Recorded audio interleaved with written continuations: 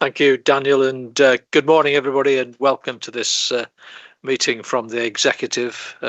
One of the meetings that we hold away from County Hall. We don't hold all our executive meetings in County Hall, and today we're here in Malton. I'm reliably informed that it is World Social Work Day today, so we would like to give a big thank you to all our adult and children's social workers. We've received no apologies for absence for today's meeting.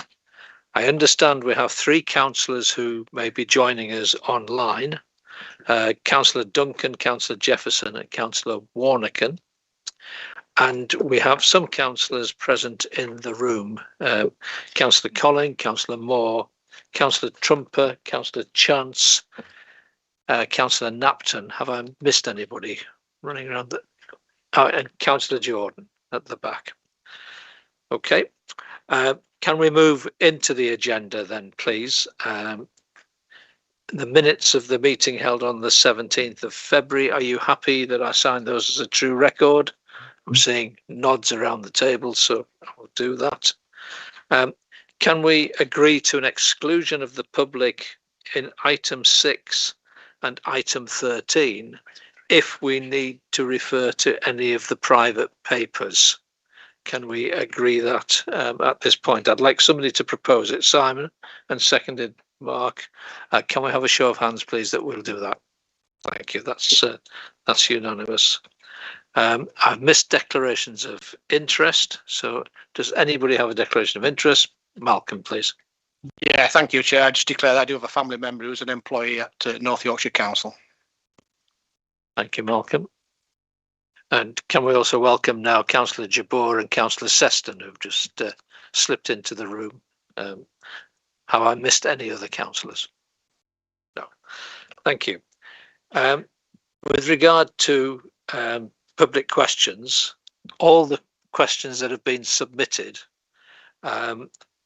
are to do with items on the agenda. So I'm proposing that we'll take those questions at the point in the agenda that they refer to. We're going to take all the questions together and then we'll have a composite response. Could I ask the questioners, please, to keep to time?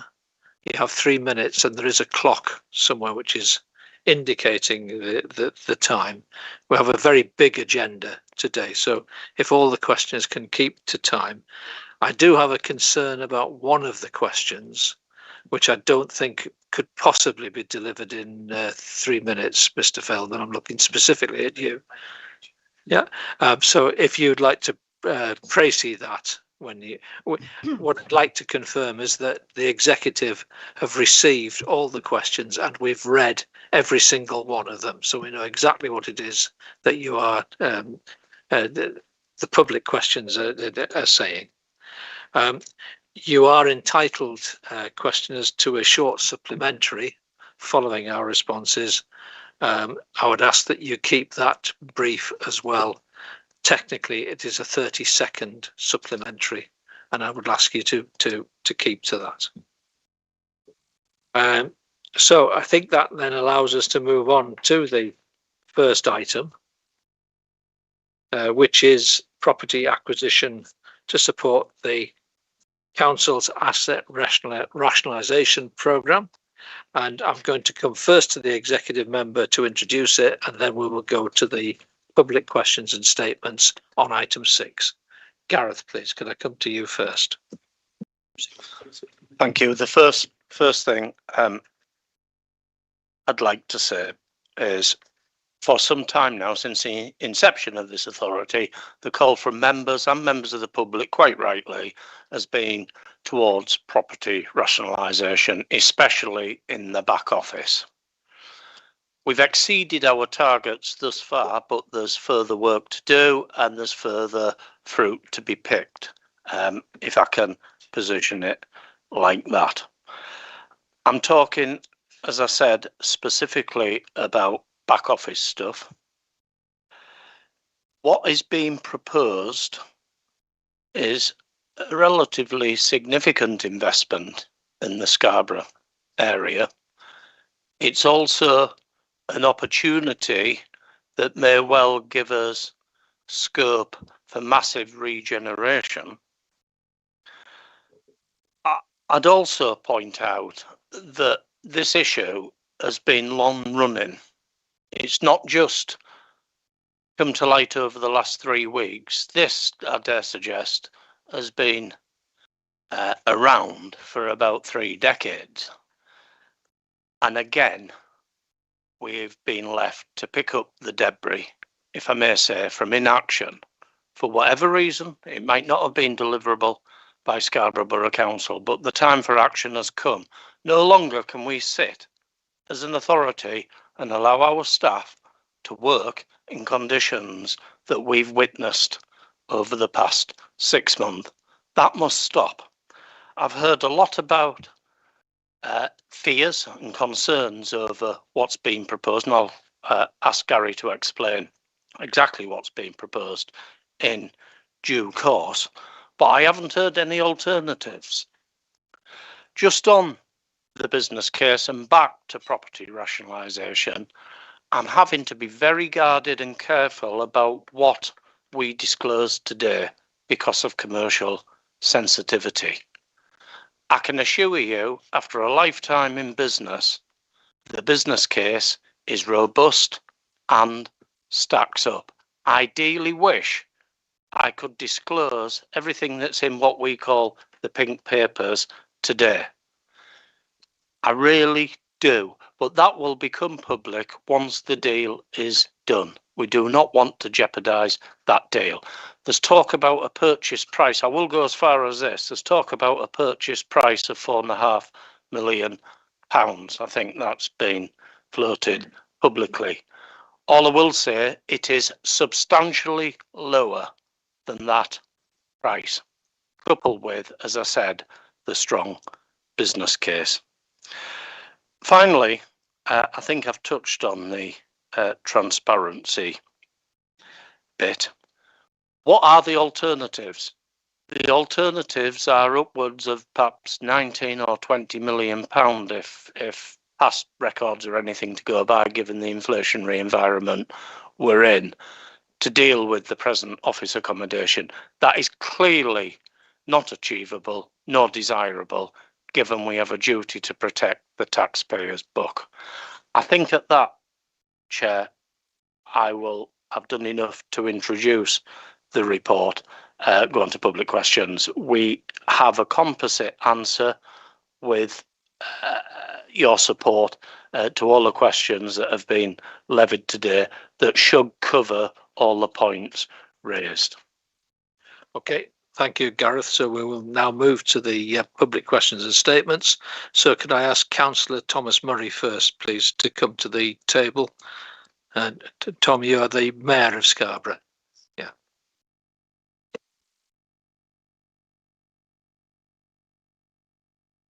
There we go. Since the future of Scarborough Town Hall is being considered, I would like to ask a question. The executive report before you confirms that Scarborough Town Hall is a Grade 2 listed building and an important heritage asset located within the conservation area, while also stating that the proposed acquisition of Resolution House and wider estate rationalisation may have implications for the future utilisation of the Town Hall site, including the possibility of it becoming vacant. Despite the scale and significance of these proposals, Scarborough Town Council was not until yesterday meaningfully engaged in these discussions, learning of the proposals through social media and a press release rather than through direct engagement. This was particularly concerning given that Scarborough Town Council leases space within the Town Hall and uses the Council Chamber and Mayor's Parlour for council meetings and civic functions, and represents around 28,000 residents. Given that 13 years ago, the previous council undertook extensive consultation because decisions about the Town Hall were recognised as having major democratic, heritage and economic implications, and that the proposals at the time were ultimately shelved following that consultation, and given that town and parish councils were promised a collaborative relationship under the new unitary arrangements, what concrete changes will North Yorkshire Council now put in place to ensure it can properly communicate and work collaboratively with its town and parish councils across the county. Simply saying that there are around 400 councils and that meaningful engagement is therefore difficult is not good enough. Thank you. Thank you. I understand that you're reading out a statement from Councillor Stacey Bolton Yes. as well. Do you want to do that now while you're sitting there, please? It's just a question. Why is North Yorkshire Council unable to submit an expression of interest to purchase Resolution House and then undertake a full public consultation before any final decision is taken on whether the council should proceed with the acquisition? Thank you. Thank you. Can I now ask Councillor Sarah Mason, please, to come to the microphone?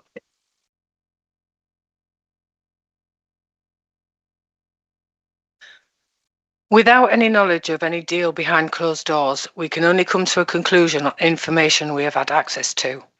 North Yorkshire Council has recently announced its intention to purchase a building on the outskirts of Scarborough for 4.5 million.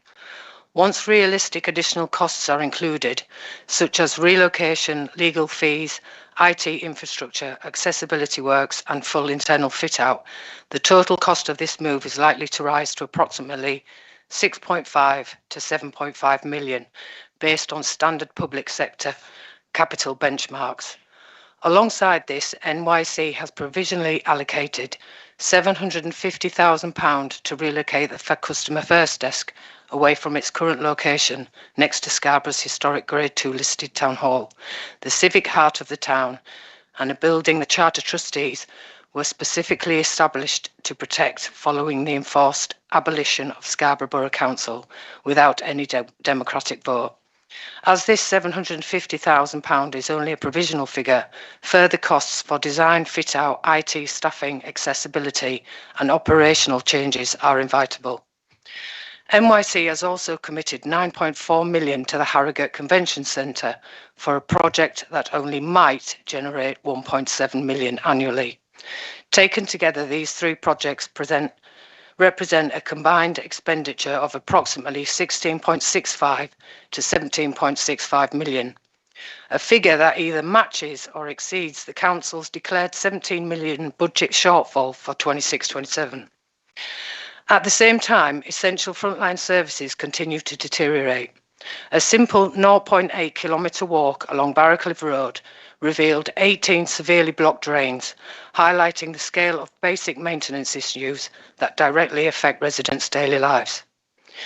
Given that the combined cost of the out-of-town office move, the Customer First relocation and the Harrogate Convention Centre investment amounts to approximately 16.65 to 17.65 million, a sum that is equal to or greater than NYC's declared 17 million shortfall, can the Council explain how it justifies committing this level of spending on non-essential capital projects while simultaneously rising council tax to the maximum level and failing to deliver core services for residents? Thank you. Could David Bowes please come to the microphone?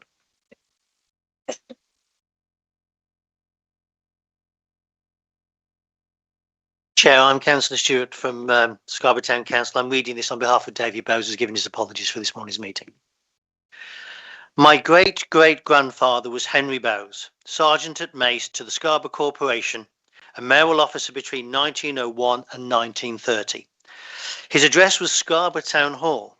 You can buy his photograph in ceremonial gown carrying the silver mace for £15 from North Yorkshire Council. The town hall being the centre of civic life in the town 100 years ago. Town halls are the focal point for democracy, the centre for the administration of local government, the holding of court sessions, public meetings, entertainment, registration of births, deaths and marriages. In our case, the very history of Scarborough from the Victorian period to today, including my great-great-grandfather, is that building. The building belongs to the town. It is the town. It is who we are. I've travelled extensively. I visit family on the Polish-Czech border in a city called Woolwich, a city of familiar size to Scarborough, yet an area more synonymous with Durham, being an ex-coal mining area with all the socio-economic associated challenges. Regardless, its civic buildings and administrative centre are immaculate, invested in, alive. The importance of these buildings is never questioned. Any redundancy or downgrading away from their primary function, unthinkable. Democracy and civic administration should be the heart of the city, not shifted to the periphery. This is my experience of Espoo, Finland, where I spent a considerable part of my career, and cities in Denmark and Sweden.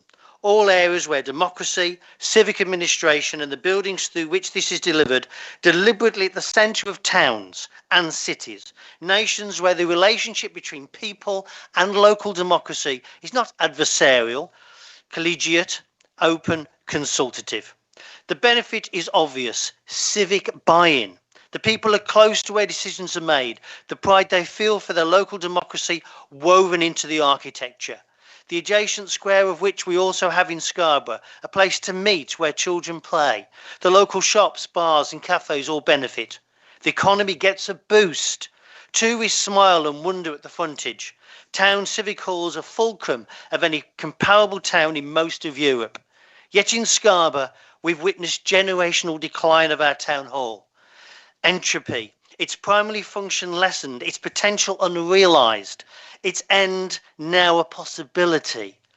A sword of Damocles hangs over its inscribed with 19 million. An unnecessary sword, an unsubstantiated figure in my opinion. My question is simple. Is managed decline our only democratic choice? Thank you. Have your own. Thank you, Chair. At the North Yorkshire Council Business and Regeneration meeting on the 26th of February, the Council's Principal Regeneration Officer delivered a presentation entitled A Great Plan for Every Place. In that presentation, officers highlighted the well-known challenges facing towns such as Scarborough in making effective use of existing assets, low asset values, high redevelopment costs, and weak returns on investment, all of which can lead to underutilisation of buildings and a gradual decline in town centre vitality. Against that background, the Executive is now being asked to approve the purchase of Resolution House for up to £4.5 million, while potentially vacating and disposing of Scarborough's Grade 2 listed civic offices and adjoining buildings in the town centre. Such a move would remove a long-standing civic presence from the heart of the town and could reduce daily footfall, economic activity and civic identity in the town centre. It would also leave a complex listed civic building requiring a new use in a market that the council itself recognises can struggle to bring forward viable redevelopment. At the same time, the National Planning Policy Framework emphasises the importance of protecting the vitality and viability of town centres and directing significant employment and activity to accessible town centre locations wherever possible. In light of the Council's own regeneration principles and the objectives of the National Planning Policy Framework, how does the Executive justify spending £4.5 million to relocate council activity away from Scarborough's town centre while potentially leaving a major civic building vacant or underutilised? Thank you. That's all the public questions and statements that I have listed. So can I come to response? Yeah, are you starting this?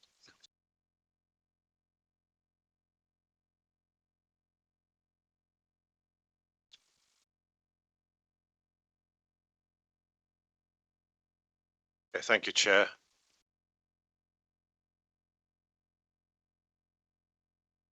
In talking about the Town Hall, it's important to recognise that there are 4 constituent buildings on the site. Firstly, the listed Town Hall building. Secondly, a 1950s, 1960s extension.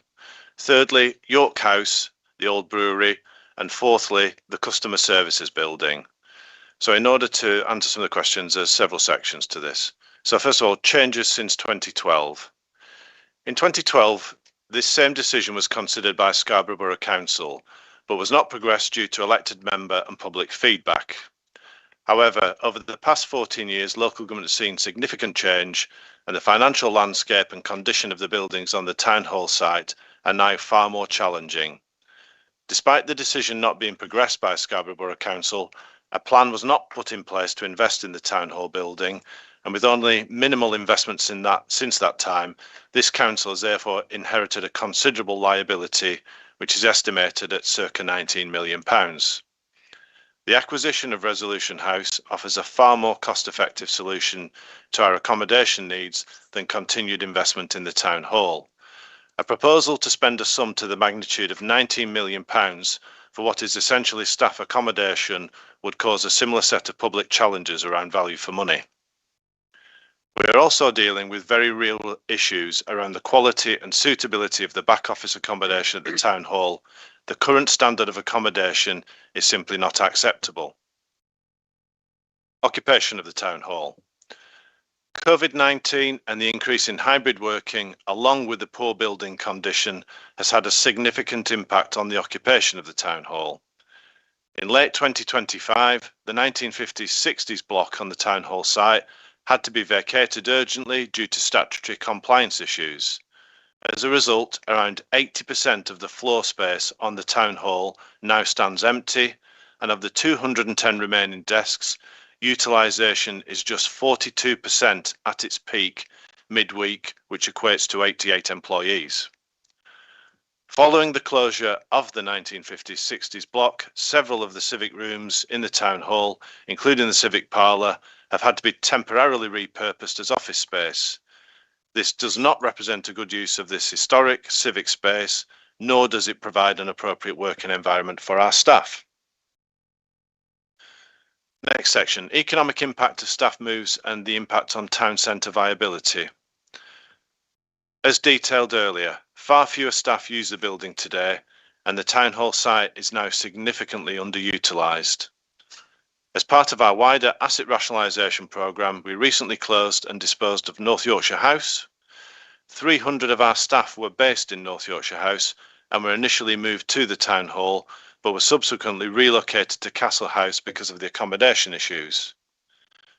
The current proposal is that customer services will remain in the town centre at Castle House alongside the existing back office accommodation. With the closure of North Yorkshire House, Castle House now hosts more staff than before, increasing the footfall into the town centre and largely offsetting the proposed relocation of staff from the town hall to Resolution House. Regeneration opportunities. The council has inherited a number of prominent empty buildings within Scarborough Town Centre. We do not want the town hall to become another. So the report recommends a £750,000 investment to progress redevelopment proposals on these sites so that plans can be brought forward as quickly as possible. The council fully recognise the importance of supporting the vitality and viability of Scarborough Town Centre. Redevelopment of the sites listed in the report will promote uses that will diversify the town centre offer, protect heritage assets and enhance footfall. To ensure that the right type of uses are attracted to the town centre, the council intends to engage and work with partners to set out development opportunities for the sites, ensuring that they will contribute positively to regeneration outcomes. Any future proposals for listed buildings will be subject to appropriate planning and heritage considerations, with the council actively seeking uses that align with town centre policies, protect heritage value and support economic activity, and the council will engage with key stakeholders as part of that process. Heritage considerations and civic/democratic accessibility. We fully recognise the town hall as an important heritage asset and that its potential is not currently being realised.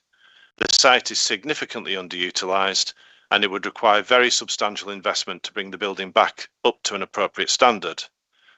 That level of investment simply wouldn't represent value for money for staff accommodation. Given this reality, it is only right that we explore alternative options for the future of the building.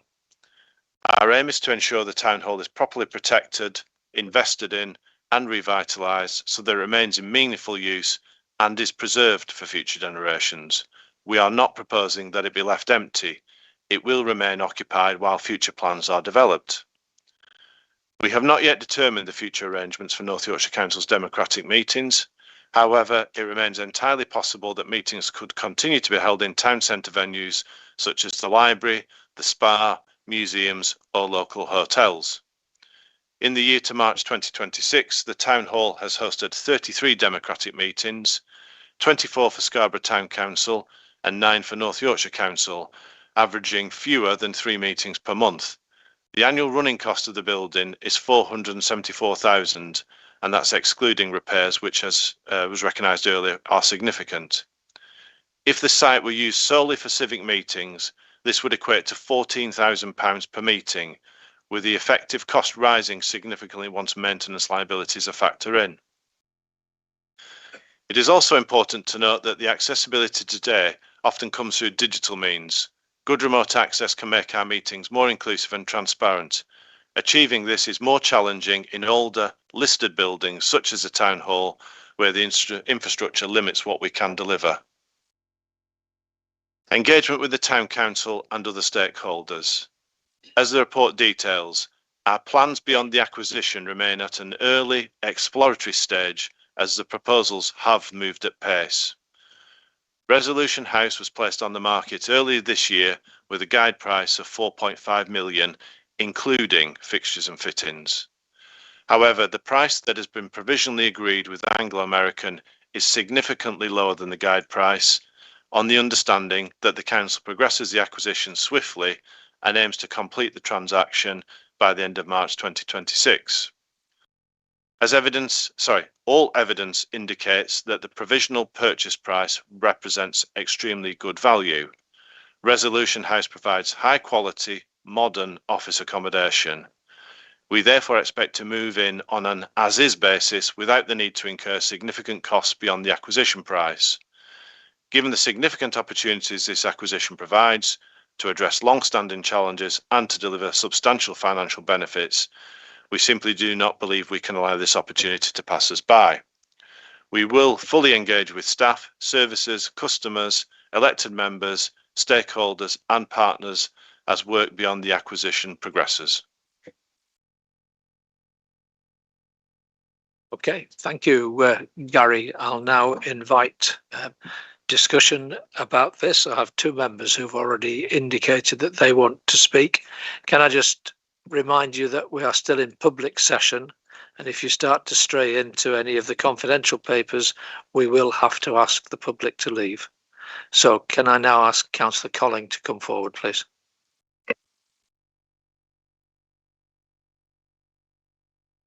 Thank you, Chair and members. Happy St Patrick's Day to those of us with Irish heritage. I'm not going to be disingenuous here. As you know, the office accommodation at the Town Hall has been an issue for successive SBC administrations, and we've all sought to address it. The offices are appalling. Our staff should not have to work in those conditions. But for LGR and a failed levelling up bid, we would have been in Pavilion House by now, because the SBC administration that I was part of bought Pavilion House for that purpose. However, we do have LGR, and I can see the merits of the business case for moving the back office functions previously housed in Scarborough and Malton to the one site. I have some comments and a number of specific questions and even a suggestion. I understand the need to move quickly and confidentially on a commercial deal. The result, though, is that councillors and residents have not been consulted and are understandably concerned, especially since we do not need yet more empty, unused buildings in Scarborough. There has been no discussion on the sites that will be vacated, not limited to the Grade 2 listed Town Hall in Scarborough, and only passing mention of any future plans. What consultation, public discussion and consideration of what you are told by local people will be held on future uses of all these sites? We talk about the Customer First Centre. Am I okay to continue? I do them all. I assumed you're doing all at once. Sorry, I should have asked that. Apologies. I'd like to talk about the customer journey. Can we please ensure that residents who present at the new customer services centres have all their needs met and issues resolved on site and are not expected to travel out to Resolution House? From Scarborough, there is no direct bus service, and until such time as we get the much mooted bridge over the A64, there is no readily accessible rail link. I imagine a journey by public transport from some parts of Rydale would be almost impossible.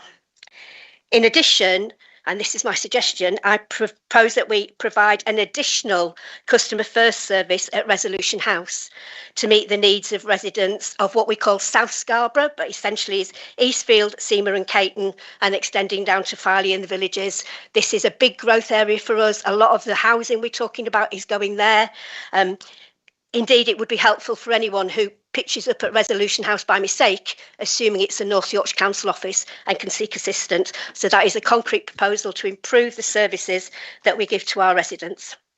And finally, and speaking of the chair of Scarborough and Whitby Area Committee, I would like to understand how we are going to maintain local democratic access to our meetings, which are well attended by the public. Is the expectation the meetings would move to Resolution House? I think I've heard from Mr Fielding that probably not, but I've already mentioned the transport issues. The recent area committee in Whitby was standing room only. There were several hundred members of the public present, and as you can see, today's meeting is well attended. So will Resolution House have dedicated space to accommodate area committee and planning meetings, or will we be looking elsewhere? Thank you for the opportunity to air my concerns and ask those questions. Thank you, Liz. Gary, do you want to answer councillors as they say? I need to come back to the town council as well to see if they have any supplementaries based on your answers. But do you want to answer Liz now, or do you want to hear from Rich Moore and then Tom Sesson? There's quite a lot in there. So do you mind if I reply to Councillor Collin first and hopefully capture all those points? So in terms of, I think it's important to draw the distinction between the four parts of the building. So for the public consultation, as you've indicated, as is indicated in the report, customer is going to stay in Scarborough Town Centre. The future of the listed building, the civic building, is going to be taken much longer, and there is an opportunity for public consultation on that. The bit that we are proposing that moves swiftly is relocating staff who work in the back office from that building that you have said is appalling, and it is. It's not fit for modern accommodation. So we are talking about that bit where there is less impact on the public because it is back office. And it will be then our obligation to make sure that dovetails nicely with the front end. In terms of your suggestion around having a customer presence at Resolution House, that's certainly something we can take away and look at. And again, the digital connectivity between the sites will be helpful to help with that as well. But yes, that's something we can certainly look at. In terms of regeneration, as the report sets out, the commitment to putting £750,000 in is not just to do the customer first site, but is also a recognition of the need to have speedy work in this area, because we don't want to see all of those buildings empty for a protracted period.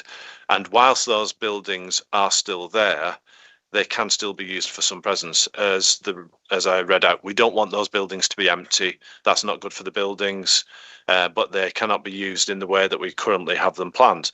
So we could still have meetings in there, but we will make sure that that's optimised and in the right parts of those buildings, because we will close some of that further down. So we will look at all of those options in the meantime. A quick.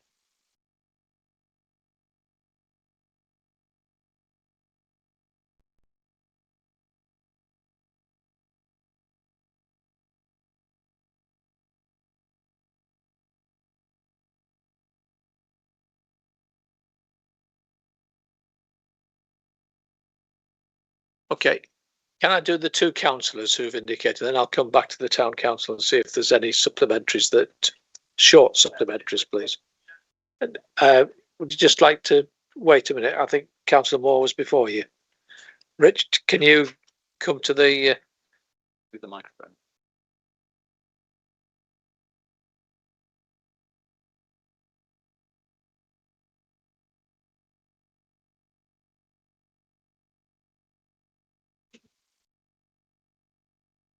Mark, rather.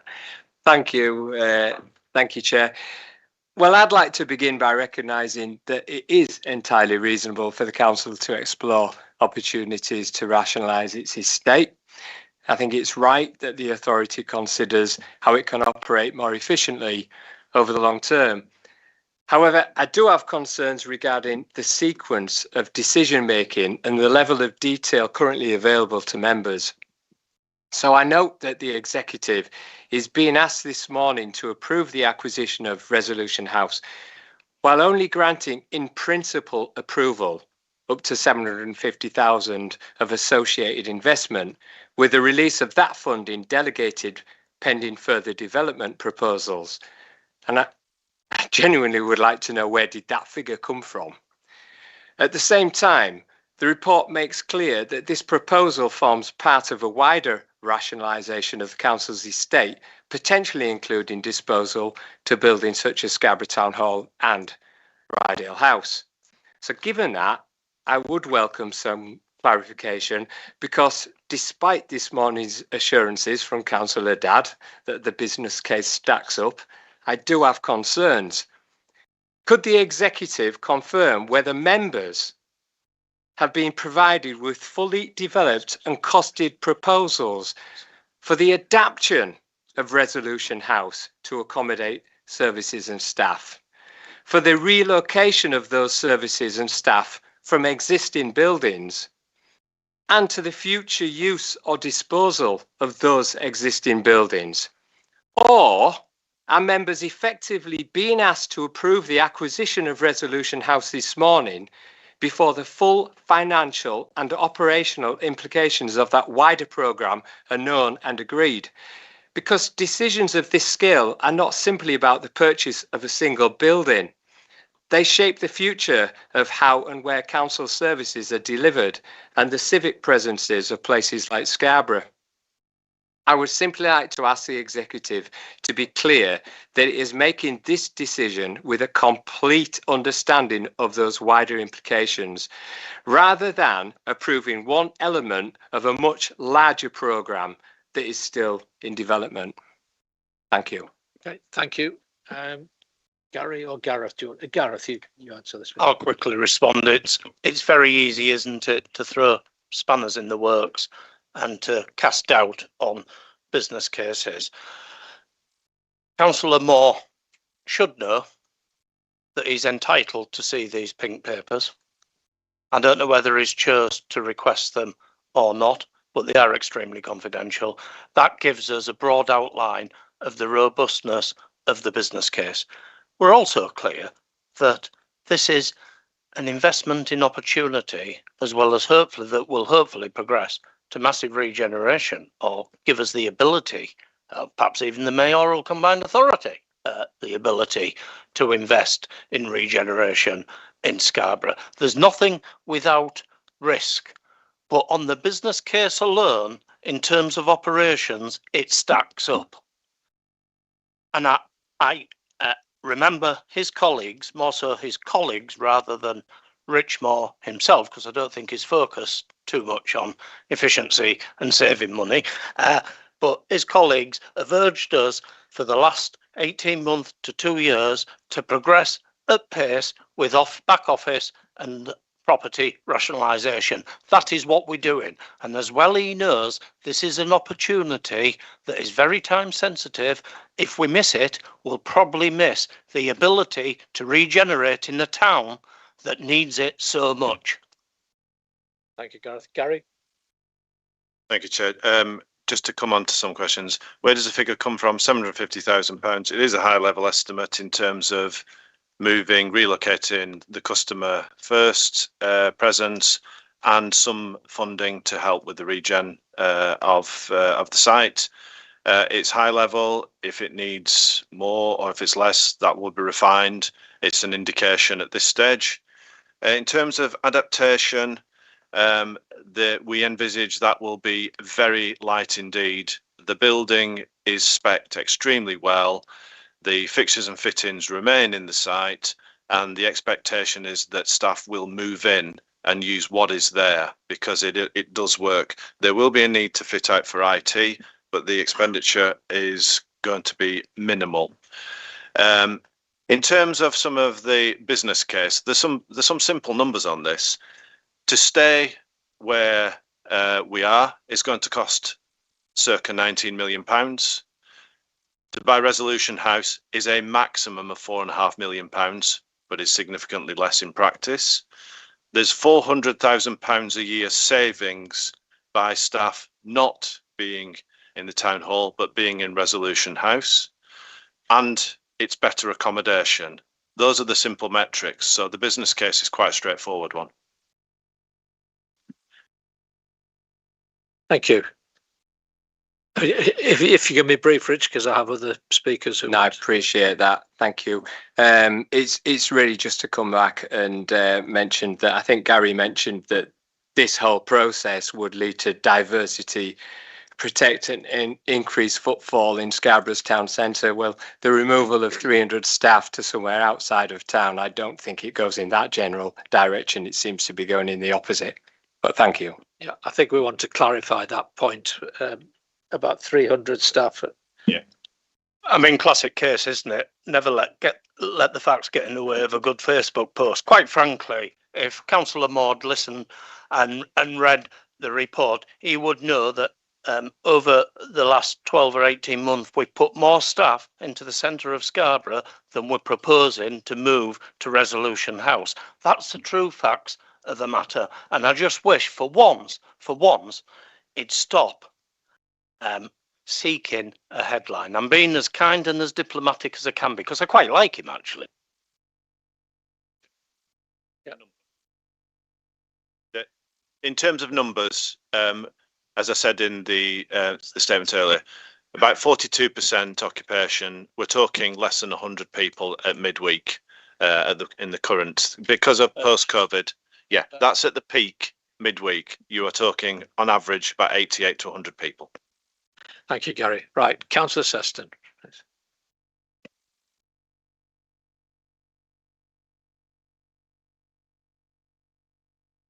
Before I ask my question, I'd just like to raise attention to the fact that Councillor Jefferson has had a hand raised virtually long before I caught your eye. Yeah, okay, thank you, Chair. Councillor Dadd talks of a lack of alternatives for the site. Given that councillors as a general body have had less than a week's notice, just over a week's notice for this, I struggle to think of what alternatives we could have thought of. Now, I've been told by another councillor that we have a working group set up specifically for property and asset rationalisation. I was also told that since inception, the working group has met once.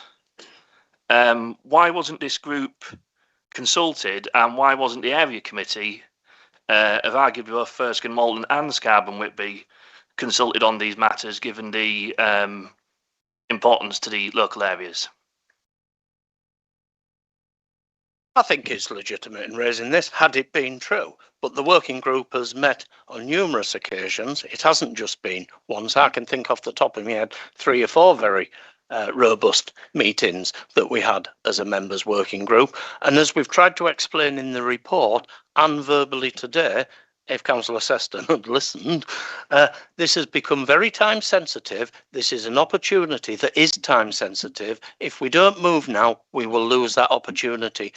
Funnily enough, we have a working group planned for Thursday this week that was planned before this opportunity arose. Thank you.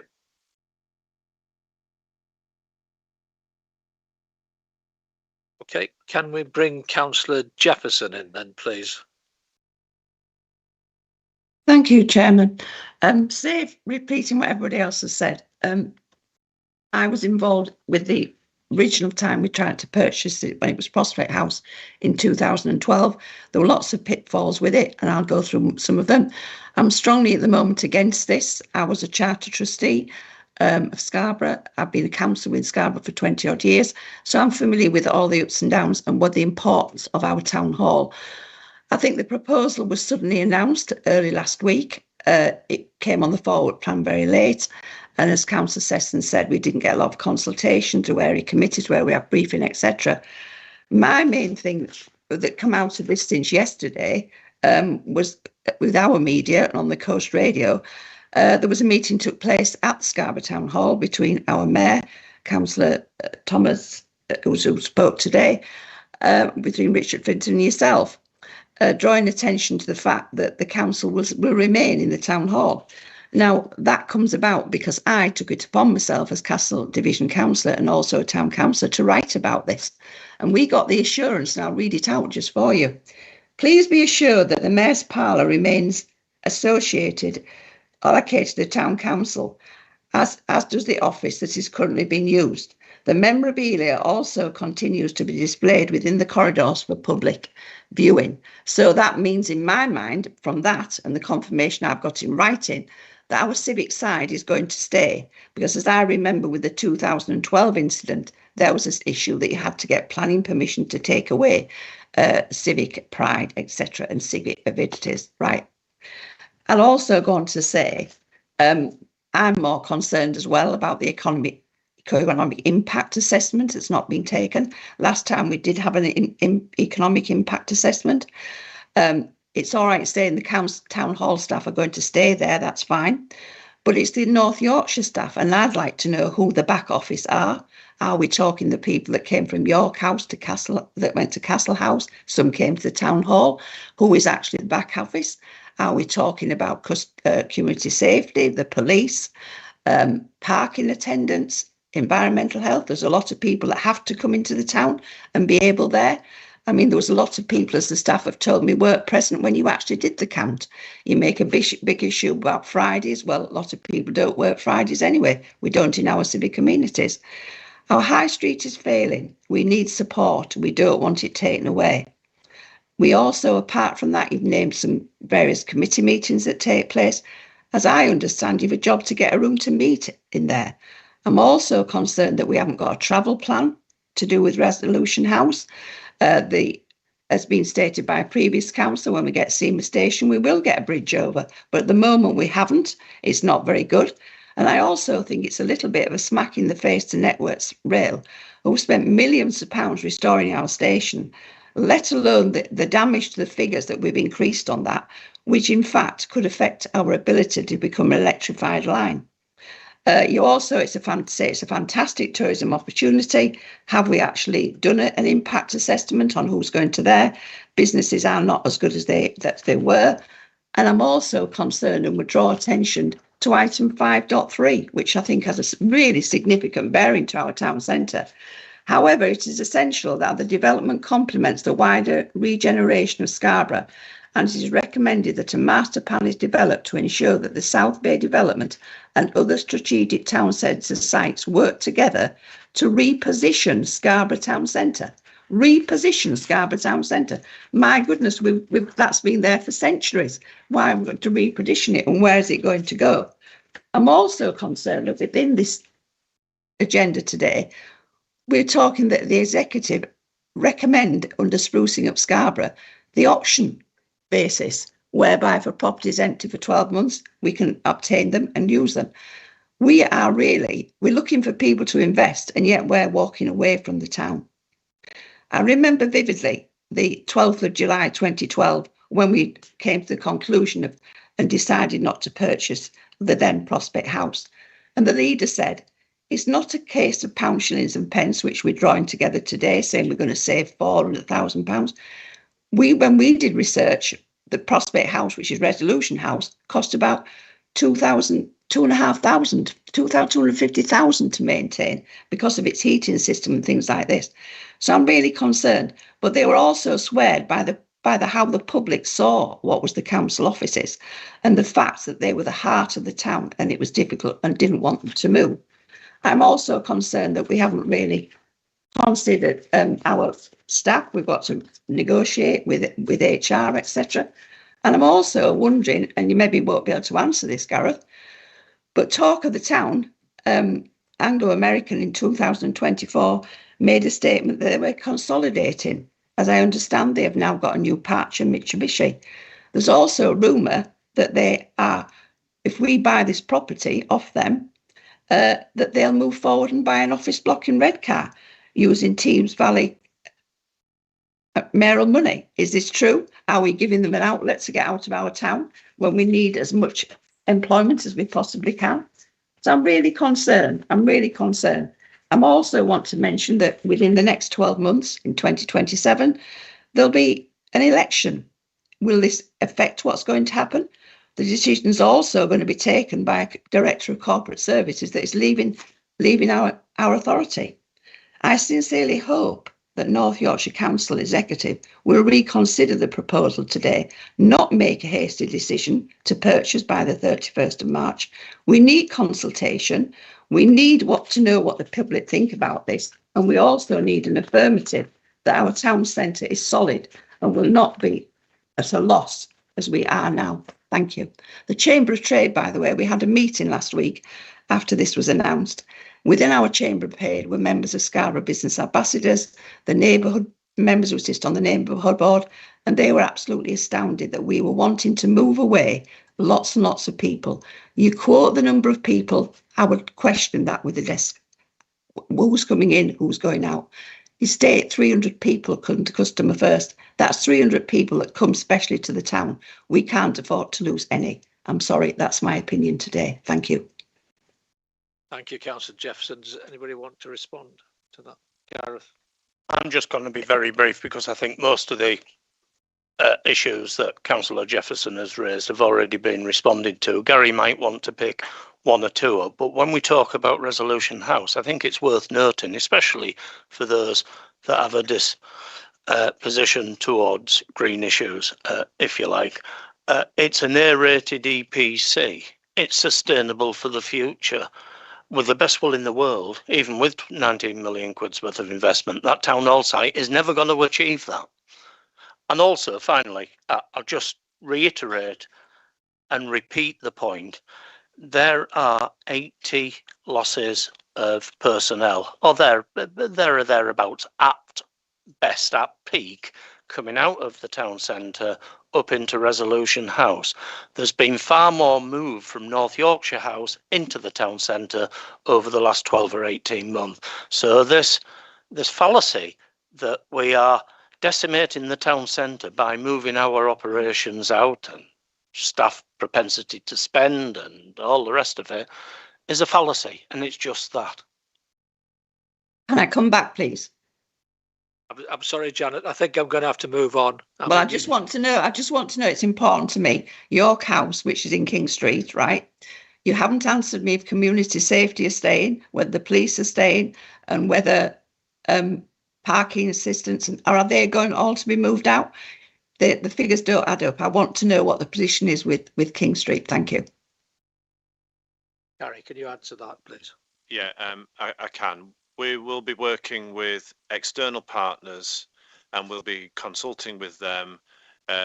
We will welcome partners either staying where they are as in part of that building or relocating to Resolution House. We'll have those conversations. But the number of Councillor Dadd's right, it's 88 people on average peak midweek. So when we talk about lots and lots of people, it is 88, and the point that Councillor Dadd has made is correct. There are more coming to the town centre than would be going out as a consequence of this move. I'm just also concerned about repositioning our town centre. Thank you. Right. Can I move on now, please, to Councillor Duncan? Thank you, Leader. Lots has rightly been said this morning about Scarborough and the coast, and I'm here in hope of ensuring the interests of Malton, Norton, the wider Rydale area, and our staff at Rydale House are also heard and considered today. I'd like to begin by recognising the financial challenge this authority faces, and I think it's absolutely right to reduce costs for our taxpayers, improve efficiency, and ensure that our estate is fit for purpose. But it is our very grave financial position that makes scrutiny of expenditure even more crucial. Today, you are being asked to make a seven-figure, multi-million pound purchase. A decision of this scale must be supported by a properly evidenced and robust business case, informed by thorough consultation. I do not believe colleagues can be fully convinced that threshold has yet been met. The report itself includes only, quote, initial findings. It states that the proposals require, quote, further detailed development, quote, plans have not yet been developed, quote, early high-level work identifies potential opportunities for cost savings and capital receipts. The report refers to, quote, assumptions and states savings will be achieved, quote, if high-level plans are determined to be feasible. This points to a worryingly incomplete picture of a business case that is still evolving. At the same time, executive colleagues are told they must seize this, quote, time-limited opportunity. Urgency should not override due diligence, especially in this tough financial era. I am particularly concerned that consultation is only taking place following today's meeting. Consultation clearly should take place before, not after, a decision of this cost and magnitude. Councillors only became aware of this plan via a press release, with our staff informed half an hour after the wider world. Fair and proper process matters for good governance, for public confidence, and in the interests of the basic respect we owe to our staff and partners. Proceeding at such pace raises significant concerns in relation to the future of services for local residents in the Rydale area. Rydale House currently hosts the council, police and job centre together in one accessible public sector hub. On average, there are 100 front counter inquiries there each week. Alternative council-owned office accommodation in Moulton and Norton is limited in size, while Resolution House is located around 20 miles away. There may well be a workable solution, but at present there is no clear plan that guarantees local services will be protected in Moulton. So my hope this morning is that colleagues will be mindful of the multi-million-pound gamble this could represent without essential further work being completed.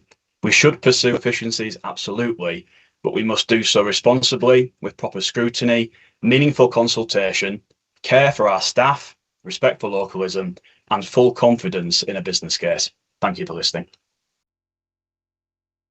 Thank you, Councillor Duncan. I don't think there was a question in that. I think it was a statement. Gary, did you want to respond? Yeah, if I may, I feel I do need to come back to the point around the business case, because it's absolutely right. This is not all pinned down, but there are some big numbers here. The condition of Scarborough Town Hall is appalling. It's clear that it's going to take 15 to 19 million pounds, and you can bet your bottom dollar once you start opening this up, it will get worse. So we are talking about 19 million pounds to do up the town hall. So if this opportunity is not taken at the value that we are negotiating, if it's not taken, then the decision is to stay where you are. So either way, there is a decision being taken here. So when we talk around a multi-million-pound gamble, either is going to be a gamble then in that case. But what we do have, I reiterate, we have 19 million pounds versus a maximum up to 4.5 million pounds. And Resolution House, it's clear to anyone that it's a much more efficient building. It's much less to run, and we have about £400,000 worth of savings. Now, if that's wrong by a percentage, it will alter the business case, but it will still be a massively clear business case, and it delivers better accommodation. So I just think it's really important that members understand that not investing in this still is a decision and results in millions of pounds worth of investment being required, and that liability needs to be addressed. Otherwise, where do we put staff? In terms of Moulton, the point I would make as well is, as we've identified in there, this presents an opportunity to look at Moulton and gives us greater opportunities around that. But we are absolutely clear that that does require a longer term plan and consultation with all key stakeholders, as Councillor Duncan's indicated. So we can absolutely guarantee that. Gareth, you want to come in? Yeah, and we're aware that this has become time sensitive. It's an opportunity that, whether they're believers or not, but it's an opportunity that arose fairly recently. I just want to give some assurance that the local members, the Moulton local member and Janet Jefferson, Councillor Jefferson over at Scarborough, were briefed before we went public. I know Councillor Jefferson doesn't agree with the course of action. I've got to accept that, as were the chairs of the area committees before we went public. But I think the opportunity thing is important here, because we've heard for years that something needed to be done with Rydale House, this very building that we're sat in. Well, that gives us the opportunity to finally deliver on that.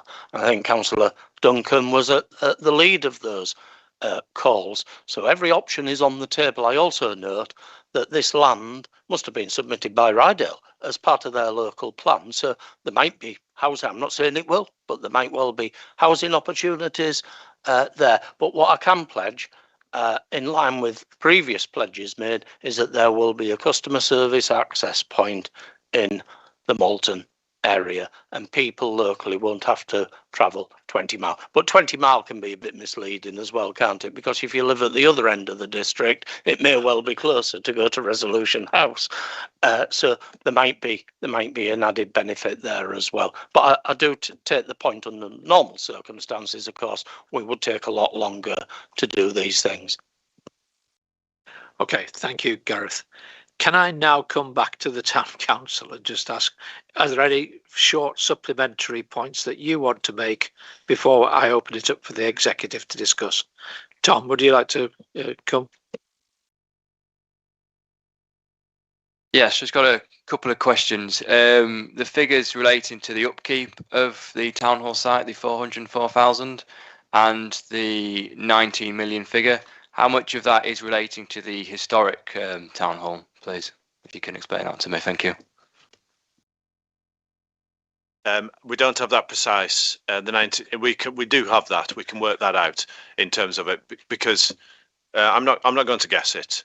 But in terms of the £19 million is to do all of those 4 constituent parts as identified, and it's based upon standard floor area, so we can work that out.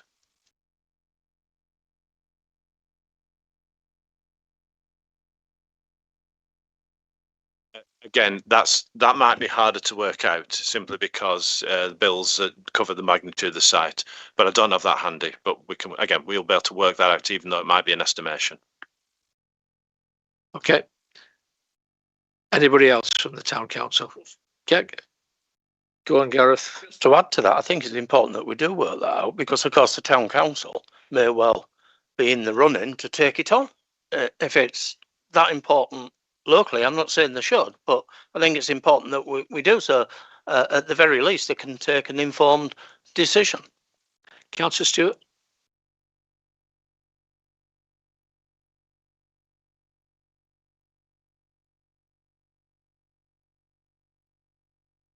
So, for example, the cost of redevelopment plus the small potential returns mean these buildings are not viable and they're not used. And the thing is, it seems to me that you acknowledge this in your own business assessment. That's one of the reasons why you wish to look at Resolution House in the first place. So it really boils down to this, I think, about investment. Are we going to invest in an out-of-town bypass site that's currently being used by a multinational? Or do we, at a risk of having more underutilised buildings within the town centre? It feels a little rushed. There's a bargain, a one-off offer. Let's take it. But let's think about the vitality of our town centres. What message does it send to businesses in Scarborough, the High Street, the public, and the view? Can you come to a conclusion? Very quickly, Chair, about how the North Yorkshire Council views its town centre. Thank you very much. Can I now open that up to discussion around this table? Does anybody want to make any points? Michael, you look as if you're poised. Thank you, Chair. 1203. I'm a member of the committee and it's my first opportunity to speak. That's wonderful. Thank you. I just wanted to say that the thing that I have most sympathy with most of the people who've spoken today is the fact that the speed that we're having to move if we want to take this opportunity. If we don't move, then the opportunity is not there. So all the risks of not proceeding and the costs of not proceeding, then those risks crystallise. And Gary made a very good point that, you know, not doing it is a decision. And it's a decision that Scarborough Borough Council made year after year after year, which is why the state of the buildings in that estate we've inherited. So what this does is it highlights both the challenge that North Yorkshire Council have and the opportunities we have as plans are shaped up to deal with all the issues on the estate that we own in Scarborough and beyond, and all the opportunities that it presents us. In practice, if we make the decision to purchase this building, we will be doing that with Resolution House in our portfolio rather than having not missed the opportunity. So all those opportunities and the costs of doing something and not doing something, we're effectively faced with, do we face that with this property in our portfolio or not? Because it won't come round again. And so, you know, I take issue with some of the statements about this being a multi-million-pound gamble, because not taking this opportunity guarantees that gamble that you've lost. The business case, I think, is straightforward. The uncertainty is what will happen to the existing estate, the Grade 2 listed building. We understand that. That will be shaped up. And as a member of the executive, I feel comfortable that we can make this decision today. Thank you.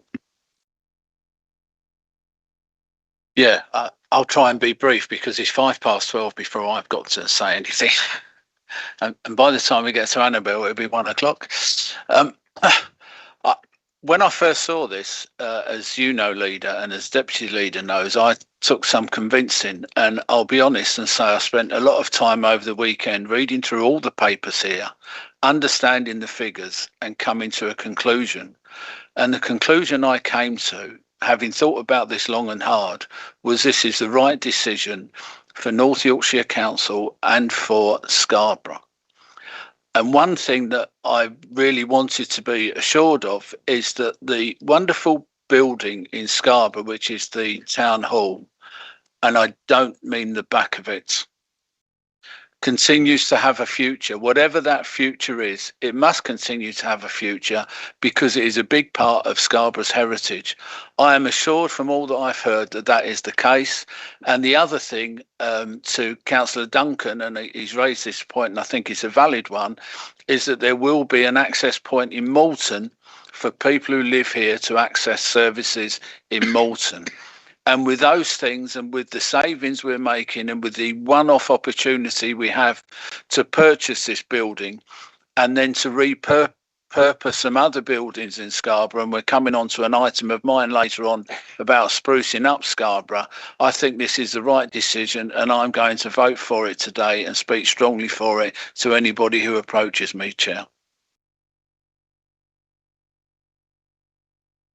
Yes, thank you, Leader. I won't, noting the time, I won't rehash what's already been said by my fellow members of the executive.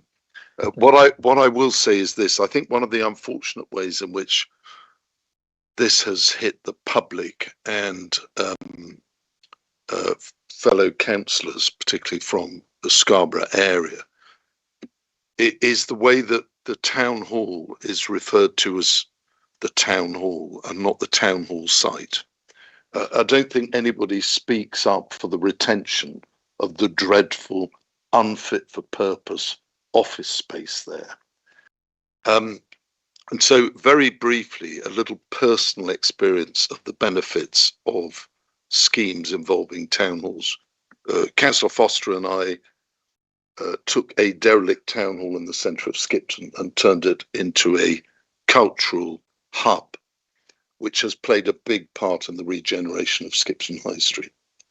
And we did that through partnership working with the Arts Council, with the Heritage Lottery Fund, ambitious schemes that were delivered for the residents of Craven. We rebuilt a 21st century museum. So there is great scope to do far better things with the listed building at Scarborough Town Hall than having it as unfit for purpose office space, which we're embarrassed to employ people in. And I would very much welcome a visit to Skipton from those interested in Scarborough. Come and see what can be done with vision and ambition and working with partners. But that is a key part of the regeneration of Skipton High Street.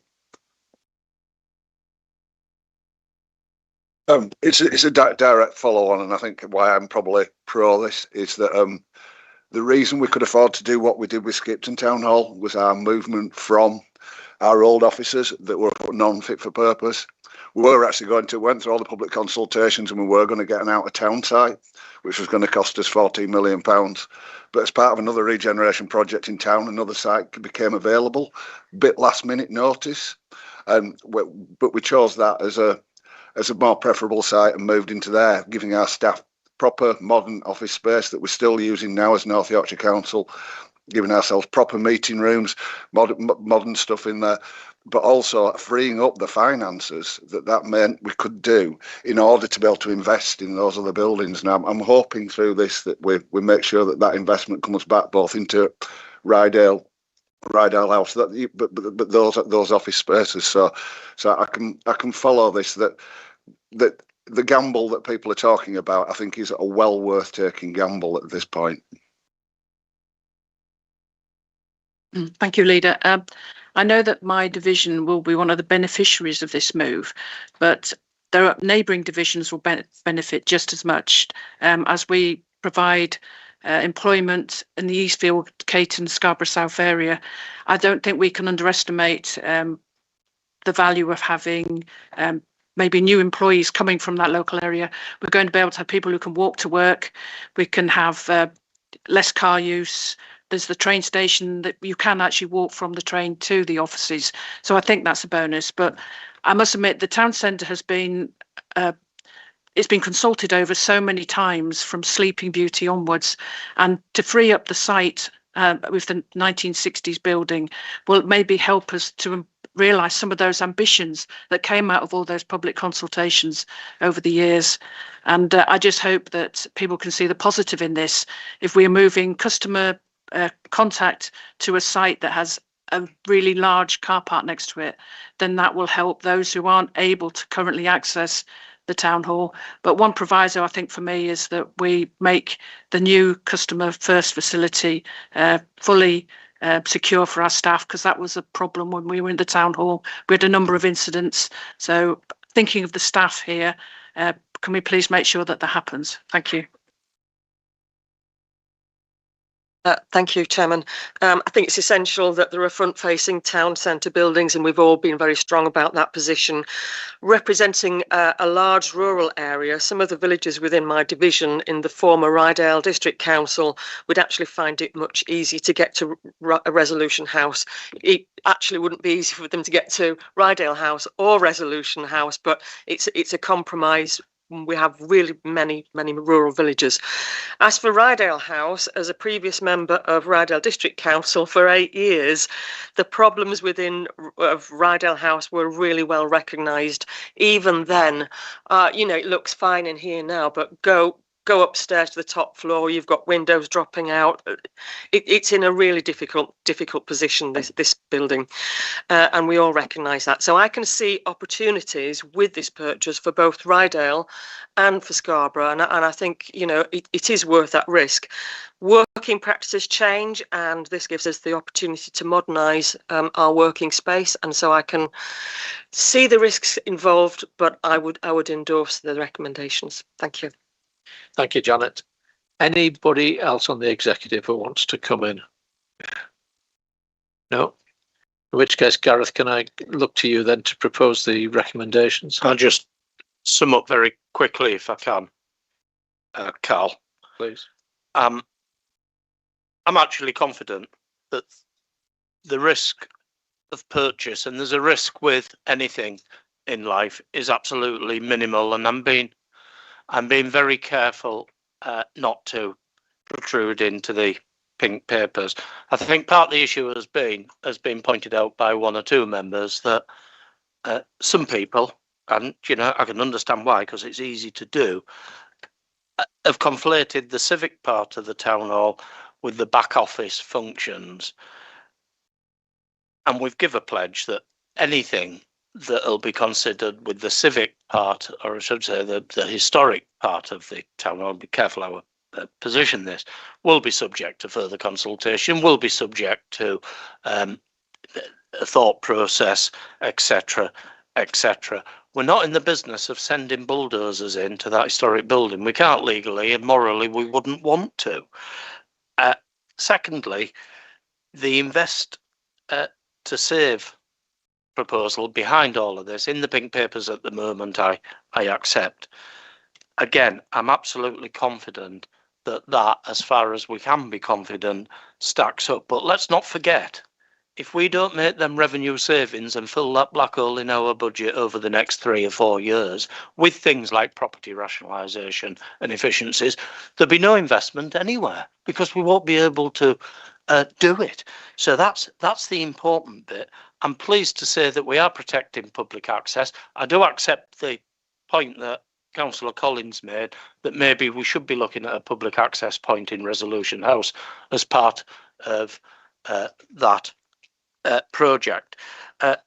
Finally, I think somebody mentioned decline in Scarborough. We know Scarborough's struggling. I don't think there's anybody could doubt our commitment as a council, as an authority, to try and deal with some of the issues in Scarborough. I've got to say that informally, we get a lot of grief and earache from members from elsewhere in the county because of the time and effort and resources we've committed to Scarborough. I'm not going to read the list off that I've got in my mind, but Albemarle springs to mind, amongst many others. So with that, there is just one point I'd like to make, Leader. It's normal practice within our recommendations to agree a delegation for final sign-off of any decision to the relevant corporate director in consultation with the exec member. So before I move the formal recommendations, I'd like to suggest that under 1, approval be given in principle to acquire Resolution House based on heads of terms providing an add confidential appendix A, and add at the end with the final decision to be delegated to the corporate director of resources in consultation with the exec member for resources. And I think that's consistent with the decision making process that we've previously taken. Thank you. Are colleagues happy with that amendment? So that will be the recommendation ahead of us. So, Gareth, would you like to formally propose? I'll formally propose the printed recommendations with the added words that I've just read out. And I'm very happy to second that. So now can I have a formal show of hands, please? All those in favour? Okay, that's unanimous. Okay, thank you. Thank you for that debate. Thank you for the contributions from the floor. Can we now move on to item 7, review of Hackney Carriage private hire licensing policy. Richard, I'm going to come to you, and then we'll go to a number of public questions that we have. I think we'll have 6. So can I ask you to do the introduction, please? Yeah, but so for the first item, there's 2 items that follow one another in a large extent. When the council came together, we needed to be safe and legal, so we set about and we got ourselves a taxi licensing policy. Since then, we've consulted on that policy that we had and any changes that were needed, and from that, we've come up with a policy that we believe covers certainly our obligations, but also hopefully we've had an issue around the disability and access of vehicles, but we also realise there are challenges to the trade, and especially the Hackney Carriage trade, from app-based taxi hire firms, both in our county and cross-border. So we're hoping that we've come up with a policy that reflects the modern world. We're accepting cars being older, for instance, so that because modern cars last longer. But you'll hear from the letters and the comments that there are 2 sides to this debate. So if this is a compromise that we believe that we've done, and having said that, if we don't think that what we've done lasts, then what we'll do is we'll move forward in a year's time to review this and make sure that we are producing enough wheelchair accessible vehicles. So are we on with public speakers or? Sorry, Richard. I'm just trying to organise the the furniture, etc., in the room. So yes, you've completed your introduction now. So now we'll move to the public speakers. We'll take them all on block, then we'll have a response. Then I'll come back to the public speakers to see if there is anything additional that they want to say. So can I invite Lisa Ridsdale first, please, to come to the table? Thank you. Imagine a small village in North Yorkshire. Mrs. Thompson, age 82, needs to get to a hospital appointment. She calls a taxi and there isn't one available because the driver couldn't afford the vehicle that the council now requires. Or Tom, a disabled young man in a rural town. He doesn't travel in a wheelchair, but he relies on taxis to visit friends and attend work. Under this policy, the only option may be vehicles he can't use or that can't get to him, as the charging network is nowhere near good enough for vehicles that do up to 300 miles per day. This policy risks leaving people like Mrs. Thompson and Tom stranded, or your own parents or special educational needs children with no access to these services. While accessibility and reducing emissions are admirable goals, this policy is out of touch with rural reality. Requiring all new or replacement taxis to be wheelchair accessible, electric or hybrid might work in cities, but here it's impractical and potentially devastating. Many villages and small towns lack reliable electric charging infrastructure and drivers cover long distances between communities. Expecting them to operate electrical vehicles under these conditions is unsafe and unrealistic. Then there's the cost. Wheelchair accessible or electric vehicles cost in the region of £70,000 to £90,000 when financed, compared to standard cars at around £20,000 to £30,000. Most rural taxi drivers are self-employed, running small businesses with tight margins. For many, this is a financial crucifixion. It's also important to recognise that rural taxi work operates very differently from large urban areas. This was highlighted by Transport for All at the November Transport Select Committee hearing, where they stated there should be a mixed fleet.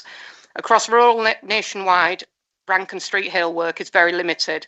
In fact, over 90% of taxi work in rural North Yorkshire is pre-booked, meaning drivers are travelling longer distances between jobs and responding to bookings from villages and smaller communities. The consequence, fewer drivers, fewer taxis, longer waits and reduced service, and the people who rely most on taxis, the elderly, disabled and rural residents, your families will suffer. A better approach is flexible and locally tailored. A mixed fleet combined with incentives or phased adoption can improve accessibility and environmental outcomes without destroying the rural taxi trade. Before I finish, I'd like to ask one question. When I visited the Netherlands and Norway last year, I saw that many taxi ranks had subsidised electrical charging points specifically installed for taxis to encourage drivers to move towards these vehicles. Would this be something North Yorkshire Council would be willing to consider if it genuinely wishes to encourage drivers? And similarly, in many European countries, licensed taxi vehicles receive subsidies from the government to help operators maintain standards and modernise fleets.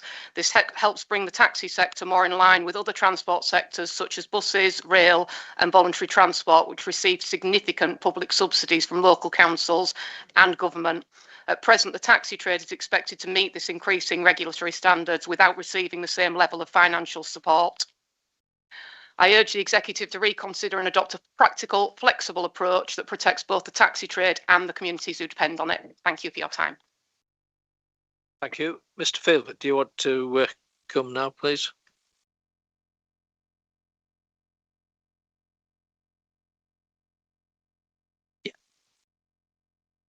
As a representative of 125 drivers, I am here today to address you on the proposed change to the vehicle licence suitability and to convey our disagreement and total unacceptance of what you are being asked to approve.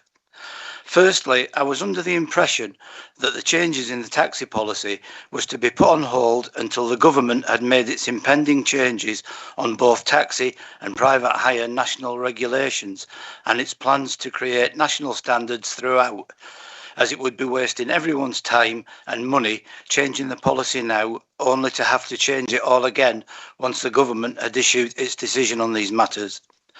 I have been working very closely with Andy Burnham, the Greater Manchester Transport Group, and Louise Haigh MP, former Transport Minister, on the result of the Baroness Casey report and having quite a significant input on the discussions currently taking place on the future overhaul of the taxi and private hire trade regulations. The local taxi trade is already on a downward spiral, with drivers leaving the trade in numbers due to the influx of Uber drivers and the constant negative conditions being put on the trade since the combined authority took place, with almost no new drivers entering it. The new vehicle recommendations will only result in an even bigger decline, as what is being proposed are either too expensive or impractical. The trade in rural areas of the county are not making the kind of income to afford such vehicles, and I would challenge the shortage of WAV vehicles that is being sold to you without solid evidence from an unmet demand survey to prove such a statement. It's not good enough to just compare us to other regions before making such a decision that would have a massive impact on local drivers. Therefore, I would like to request that before this decision is taken, an unmet demand survey is commissioned at the expense of the trade, focused entirely on the disabled community and its ease of acquiring a taxi or private hire vehicle. The report that is being presented to you for your approval will not increase the quota of WAV vehicles. It will only achieve a decline in taxi numbers in North Yorkshire. We are being hit over the head with a big stick to try and put the bad decision making previously by the council in allowing those that had WAV vehicles to offload them in favour of a normal car. A decision I warned councillors of at the time of what the result would be, and now down the line they are trying to right that decision by introducing an unacceptable choice of vehicle to the trade in order to hopefully force them into purchasing a WAV vehicle, which will not happen. I would like to remind you that you are under no obligation to accept this proposal, as many other councils up and down the country have not.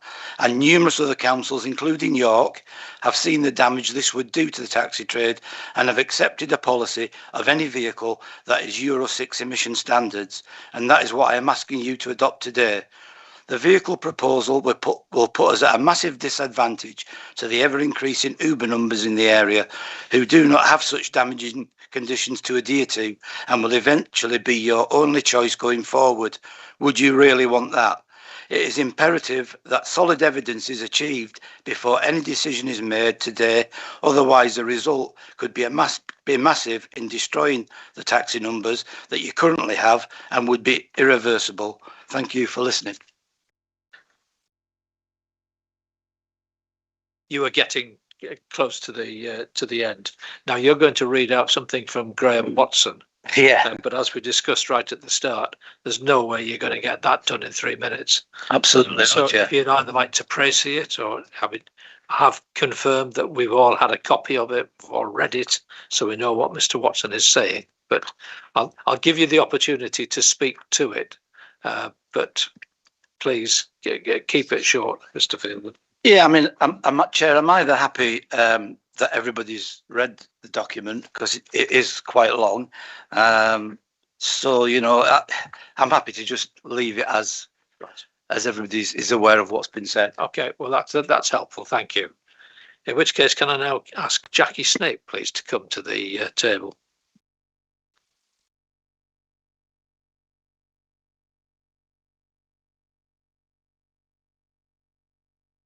Could you put your microphone on, please? Chair and councillors, thank you for the opportunity to speak. I want to ask you to reconsider whether the option recommended in this report is the right one for wheelchair users in North Yorkshire. This decision is ultimately about whether disabled residents will have the same practical access to taxi services as everyone else. At present, North Yorkshire has just one wheelchair-accessible Hackney carriage for every 10,250 people. The national rural average is 1 per 8,150, and the best-performing rural authorities provide 1 per 2,000 to 3,000 people. That clearly shows that wheelchair users here are already significantly underserved. The question for councillors today is therefore not simply about vehicle standards, it's whether this policy will increase the number of wheelchair-accessible taxis in North Yorkshire or allow the current shortage to continue. Given that starting point, councillors may wish to ask whether the recommended option, which allows new taxis to be licensed as zero-emission or hybrid vehicles instead of being wheelchair-accessible, will actually improve accessibility. Improving air quality is clearly important, but the key question is why accessibility and environmental progress are being treated as competing options rather than priorities that should move forward together. The Council's own report notes that only 8.5% of private hire vehicles are wheelchair accessible. That means more than 90% of the fleet is unavailable to wheelchair users. Councillors may therefore wish to question whether relying on pre-booking alone is a realistic solution in a large rural county like North Yorkshire. The consultation also raises an important question. Wheelchair users rank the option requiring all new taxis to be wheelchair accessible as their first choice, while the trade ranked it fourth, yet the proposed policy adopts the option wheelchair users rank lowest. If the people most affected by a policy are asking for stronger accessibility, why does the recommended option move in the opposite direction? For many wheelchair users, taxis are not simply a convenience. They are the only form of independent transport available, particularly in rural areas where other public transport options are limited. Without enough accessible vehicles, people face longer waits, fewer spontaneous journeys, and reduced opportunities to participate fully in everyday life. The public sector equality duty requires the Council not only to avoid discrimination, but to actively advance equality of opportunity. With the current shortage of accessible vehicles, we ask councillors to consider whether the recommended option does enough to meet that duty. I would therefore ask councillors to reconsider the recommendation and to look at a stronger option, such as requiring new Hackney carriage vehicles to be wheelchair accessible. Because the real test of this policy is simple. Will it leave wheelchair users will it use wheelchair users with better access to taxis than they have today, or not? Thank you.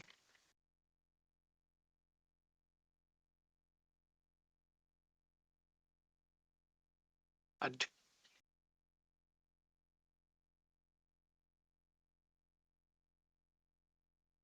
Yes, sir. Yes, she's online. Yeah.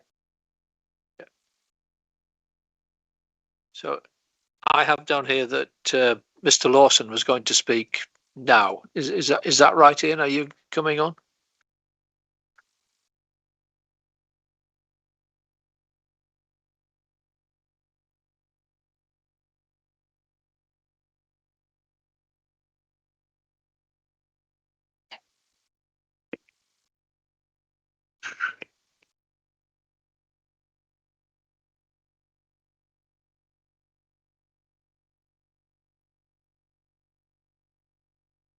Good morning. Address the shortage of wheelchair accessible taxis back in February 2023. The proposed licensing policy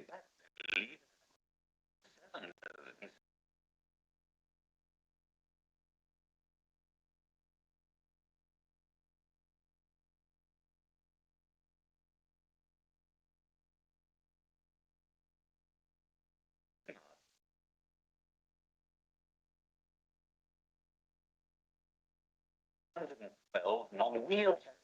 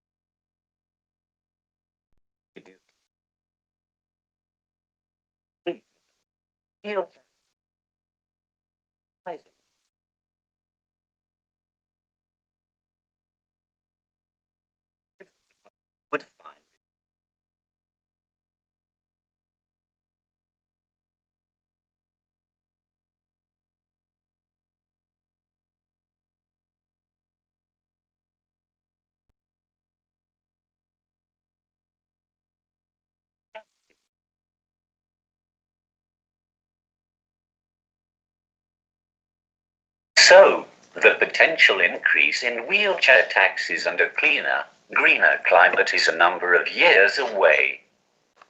Transport-related social isolation is very real in rural North Yorkshire, even more so for wheelchair users. The review does not incentivise the uptake of wheelchair-accessible taxis, as advised in the Department of Transport's Best Practice Guidance for Licensing Authorities 2023. In reality, it is difficult to understand how this report and its recommendation, if adopted, will increase the number of wheelchair taxis. I ask that members of the executive reject this discriminatory proposal. Thank you. Thank you, Mr. Lawson. And I believe we now have Diane Roweth online. So can we bring in that speaker, please?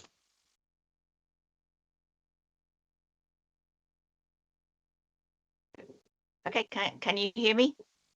Yes, we can. Oh, lovely. Thank you very much. My sound keeps coming and going, so I hope it's going to work. But thank you for letting me come today. I am Diane Roweth, the chair of York Access Forum and a disabled person. I have to say I love North Yorkshire. It's just the best place to live unless you are a wheelchair user without your own transport. Working with disabled people, York Council has done a lot to increase the number of wheelchair accessible taxis.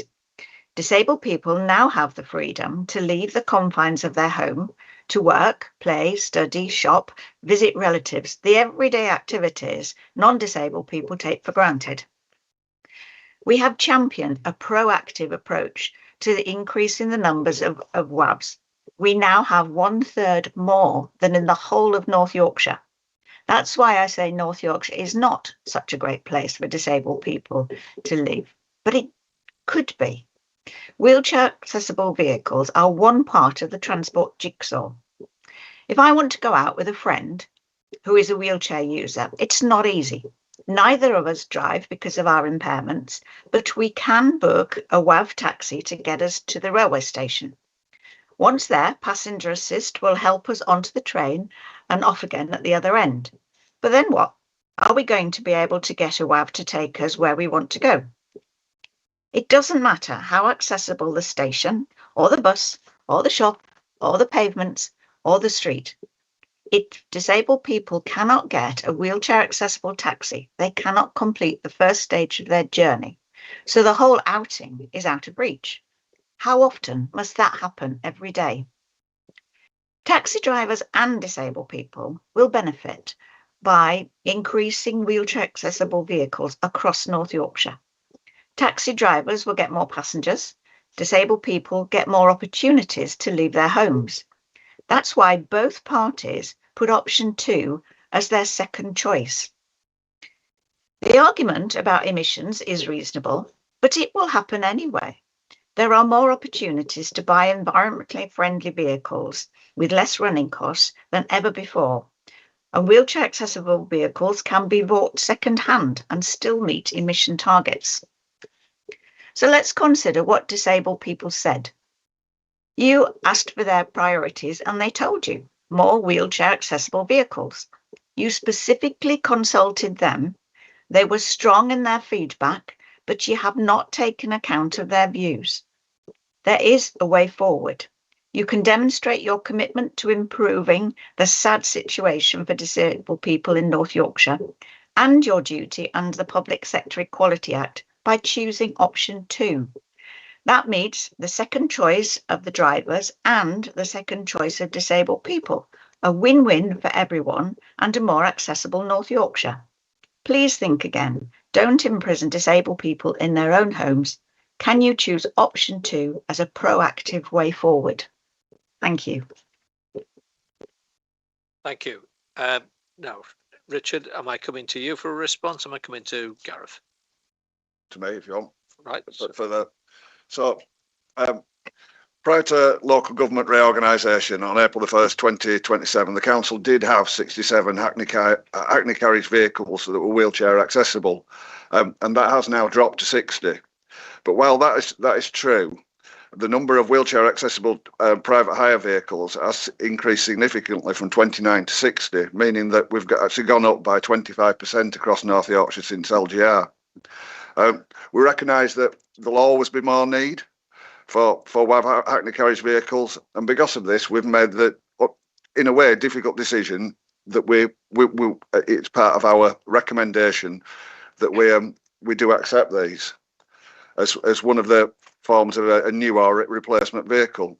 We also take into account the move towards electric and hybrid cars, and we also understand that the government will slowly and well, at some point in the future, will insist on this. So reproofing our fleet earlier is going to be of a good need. Hold on, lost it. Unlike private hire, there is not always an opportunity to discuss any accessibility needs at the time of booking in a hackney carriage vehicle. It is for these reasons that the proposed revisions focus specifically on the hackney carriage vehicles. The council intends to build on the incentives of WAVs, including in the previous policy, which had always contributed to growth. In total, WAV numbers are declared in February 2023. The council may always intended to consider the position further. Following the formation of the draft incentive service plan, the priority is now clear that the focus is on increased WAV hackney carriage vehicles to build on the progress already made. So if this policy doesn't work, we will review it. We do want to make sure that there are more WAV vehicles available. And then, so the reality is that we are out there, we are trying, and the intention is to have more WAV vehicles on the street while still protecting the trade and the hackney carriage trade, so we don't lose that across North Yorkshire. I think these are, it's a balancing act, and that's what we're trying to do here. So I don't know whether you want to fill anything in, Gareth. Thank you. Gareth, would you like to add anything? Thank you, Councillor Foster. Just like to quickly pick up on the issue of unmet demand survey that was brought to you, particularly by Mr. Fieldman. Just like to say that the prospect of conducting an unmet demand survey was considered shortly after the decision was made to formulate the inclusive service plan. In practice, a substantial amount of this work has been carried out. We've evaluated and monitored the number of wheelchair accessible vehicles in the area, compared these figures against national data, consulted with taxi drivers, operators, wheelchair users, disability action groups and other stakeholders, and drawn evidence-based conclusions from this work. By any relevant metric, the number of wheelchair accessible taxis in North Yorkshire is low. Low compared against national averages, low compared against other rural authorities, and low as a proportion of the fleet, and also low as a ratio against the population figures. The one element included in the standard unmet demand survey that we did not undertake is a direct rank observation to measure the queue lengths, waiting times and vehicle availability at ranks. For WAVs specifically, the observations would be ineffective and would significantly undermine the true demand for two key reasons. Number one, wheelchair users represent about 2.4% of the population, and therefore conventional rank-based survey methods lack statistical power and reliability to detect and quantify unmet demand for WAVs. Two, there are only 60 WAV taxis in the entire area at present, so wheelchair users are already discouraged from attending ranks in North Yorkshire because they have little expectation of finding a suitable vehicle. On that basis, all of the meaningful and effective components of an unmet demand survey have already been carried out. The evidence in this respect has been presented in the form of statistical analysis and stakeholder engagement. It shows that WAV availability in this area is significantly lower than national averages, even when compared only against other rural authorities, and wheelchair users experience substantial difficulty in accessing taxi services. So in answer to the question about should we do an unmet demand survey, for those reasons, it's my view that we wouldn't need to. We've already demonstrated that need. Thank you. Okay, thank you. Carl, you want to respond as well? Yes, thanks, Leader. Just to pick up a few points. And firstly, can I thank all the speakers today? It's really helpful to hear your views, and I think demonstrates really the quandary we're dealing with when you've got particular perspectives on this issue. I think as a council, we recognise that our views, this is a real issue that we are trying to tackle.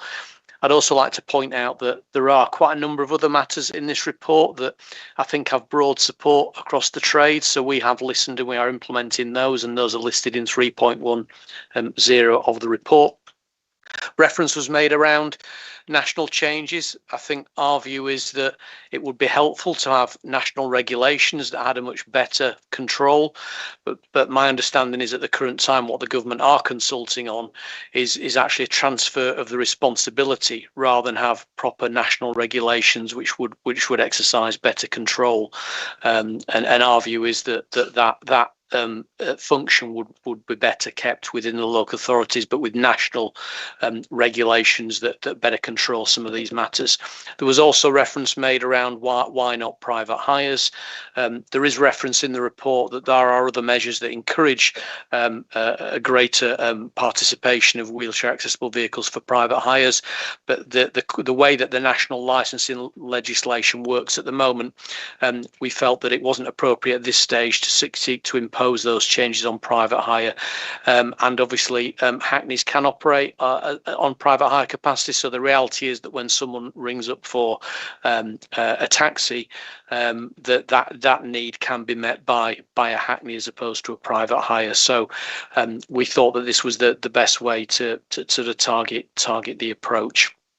Also like to make reference that whatever changes we make, we would want to monitor that and do a review. So we would look at what the impact of that has been over a 12-month period, and clearly if it hasn't had the desired impact, we'd want to revisit that until we get to a point where we've got much better provision. And the last point I was going to make was about why not go with the option that effectively just means that all new licensed vehicles have to be wheelchair accessible, and stick with that. The guidance from the government is that we should seek to have a mixed economy and not just require absolutely all vehicles to be wheelchair accessible, because the reality is that some people, even people with disability, don't like to travel in a wheelchair accessible vehicle. So you should have a mixed fleet across the county, and that's sort of what we're trying to achieve by having this mixed approach. And clearly the benefit of having zero emission or hybrid vehicles, clearly we have a climate change ambition that we have signed up to as a council that helps achieve those aims as well. And nationally, the government are effectively legislating out vehicles that are not zero emission going forward. So we're trying to get a bit ahead of that curve. Thank you, Leader. Okay, so thank you for all those responses. Could I just ask the speakers, the public speakers, is there any short supplementary questions that you want to make? I think Mr. Lawson, you were indicating first, and then Mr. Fieldman. And I would like to too, please. Okay. I'm not easy to understand, so when you don't get it, please tell me. Councillor Forster made two statements that I believe need clarifying. Taxi drivers know they need a wheelchair user because our support network directs us to taxi operators and one vehicle that meets our needs. The second point, Councillor Forster, is that private hire vehicles do not have a meter. They can and they do charge more than a meter taxi would do for the same journey.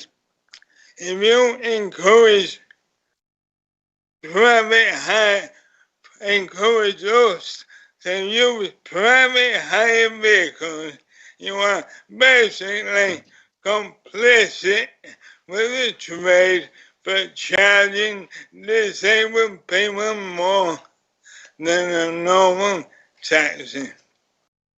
Okay, thank you, Mr. Lawson. Richard, did you want to respond to Mr. Lawson? Okay, well, right, Mr. Fieldman, please.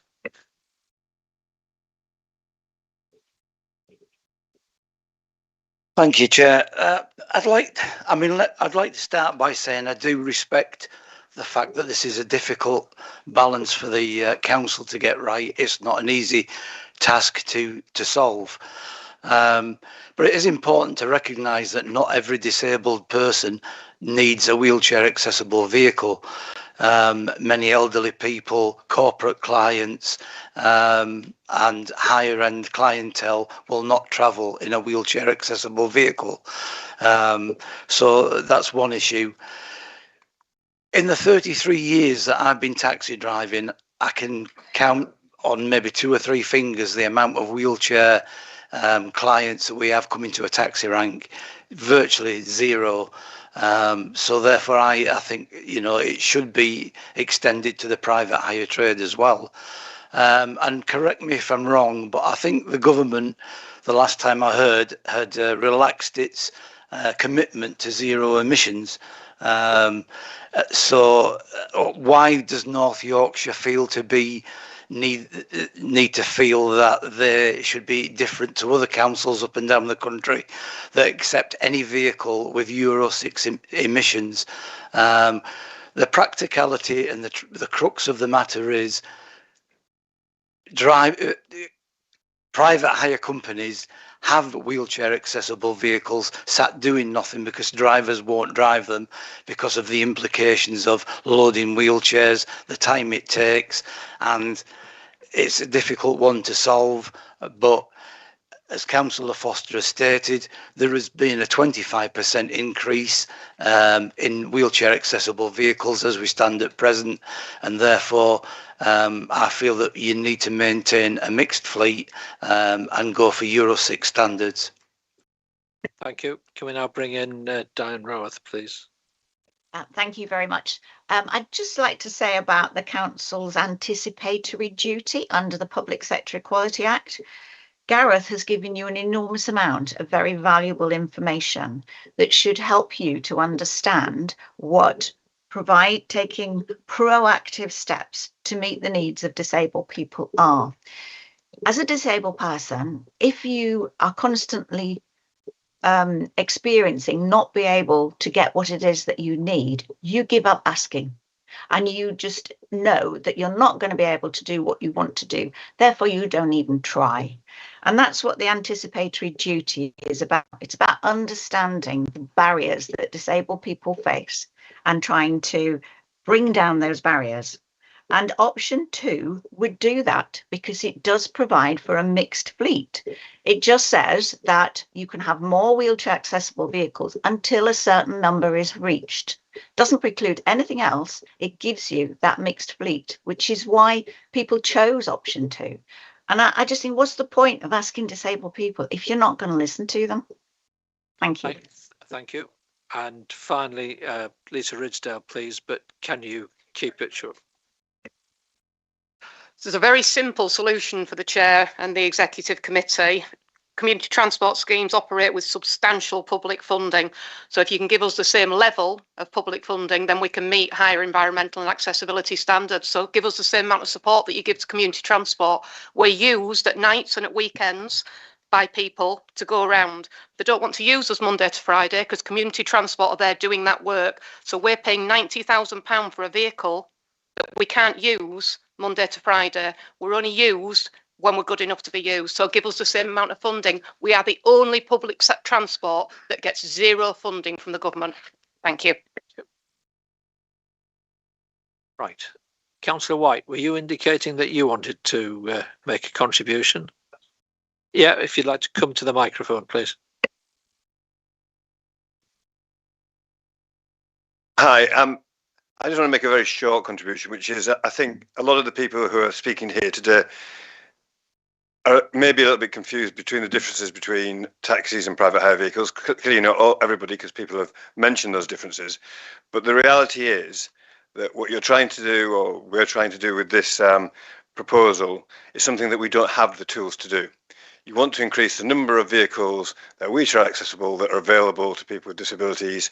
And what this policy will do is just cause more drivers to give up being taxi drivers and become private hire vehicle drivers instead. It won't increase the number of wheelchair accessible vehicles. It will fail to do that. It's done with the good intentions. It's done because you haven't got the powers to affect what private hire vehicles do, but it won't work. It's as simple as that. Thank you, Greg. Right, now I can open it up for discussion around this table. Unless, Richard, did you want to come back on any of those points? I think there were more points and statements than real questions, weren't there? Yeah, okay. So, Michael, you were indicating. I just had one question, which I think is for Gareth, which is essentially the point Diane made, I think, twice around option 2, which was the second choice of both the trade and the wheelchair users. Can you just clarify why option 2 wasn't, in your view, a viable option, and that was to license them up to a certain number? Yeah, I think option 2 is a viable option. I think all options are viable, but all options have some sort of balance to them, I guess. And I think the recommendation that was put forward was considered to be balanced in terms of its impact on the trade and the trade's ability to operate sustainably and the needs of people who use wheelchairs. So option 2 would certainly address the needs of wheelchairs. Totally agree. Does it go too far? Does it impact on the trade in a way that we can accept or can't accept? That's the question, I guess, and that's the debate. The easy answer to this problem, if you want to provide wheelchair vehicles, is to go 100% in a fleet. But then you've heard arguments today about why that's not appropriate. We want a mixed fleet, and that's true. That is what we want. So the dilemma we have, we can talk all day about it, but we need to make a decision. We have the dilemma of trying to provide enough wheelchair vehicles for wheelchair users whilst balancing that against the impact on the trade and trying to provide a mixed fleet which provides good service for all users. And I can't say any more than that. I don't think that's the position. Thank you. Okay, I'll open it up for any discussion. Anybody else want to come in? Michael, you look as if you're poised. Well, I had a question, so I'll make my point now. So the need for wheelchair accessible vehicles, in my view, is clear. I do get frustrated when that need is questioned, and we heard today that people never turn up at Hackney Rank in a wheelchair. Well, of course they don't, because they can't take the risk. They've got to plan their journeys meticulously so they're not stranded. So I'm happy to accept the need is there. The consultation responses show a clear divide between what the trade want and what the WAV users and other users want. And in some respects, the course of action pleases neither.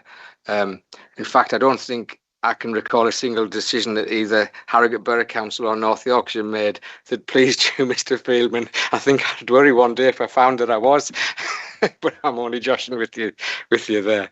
But for me to support the recommendation, I think there's two things to stress. On page 47 of the report, paragraph 6.5, it says that the fleet team are currently exploring whether the council can arrange a bulk deal supply of WAVs to resell or lease to the trade at cheaper than normal market value, and that work on this is not yet complete and can be delivered outside of this policy. So what I would say is we must progress that. If a combination of the market and policy can't substantially improve the availability of wheelchair accessible vehicles, then we must try to intervene and increase the numbers in some way. So I think that's not got to be lip service. We've absolutely got to see whether there's a way we can do that, and that might involve the point that Lisa made about community transport sort of undermining the trade during the week.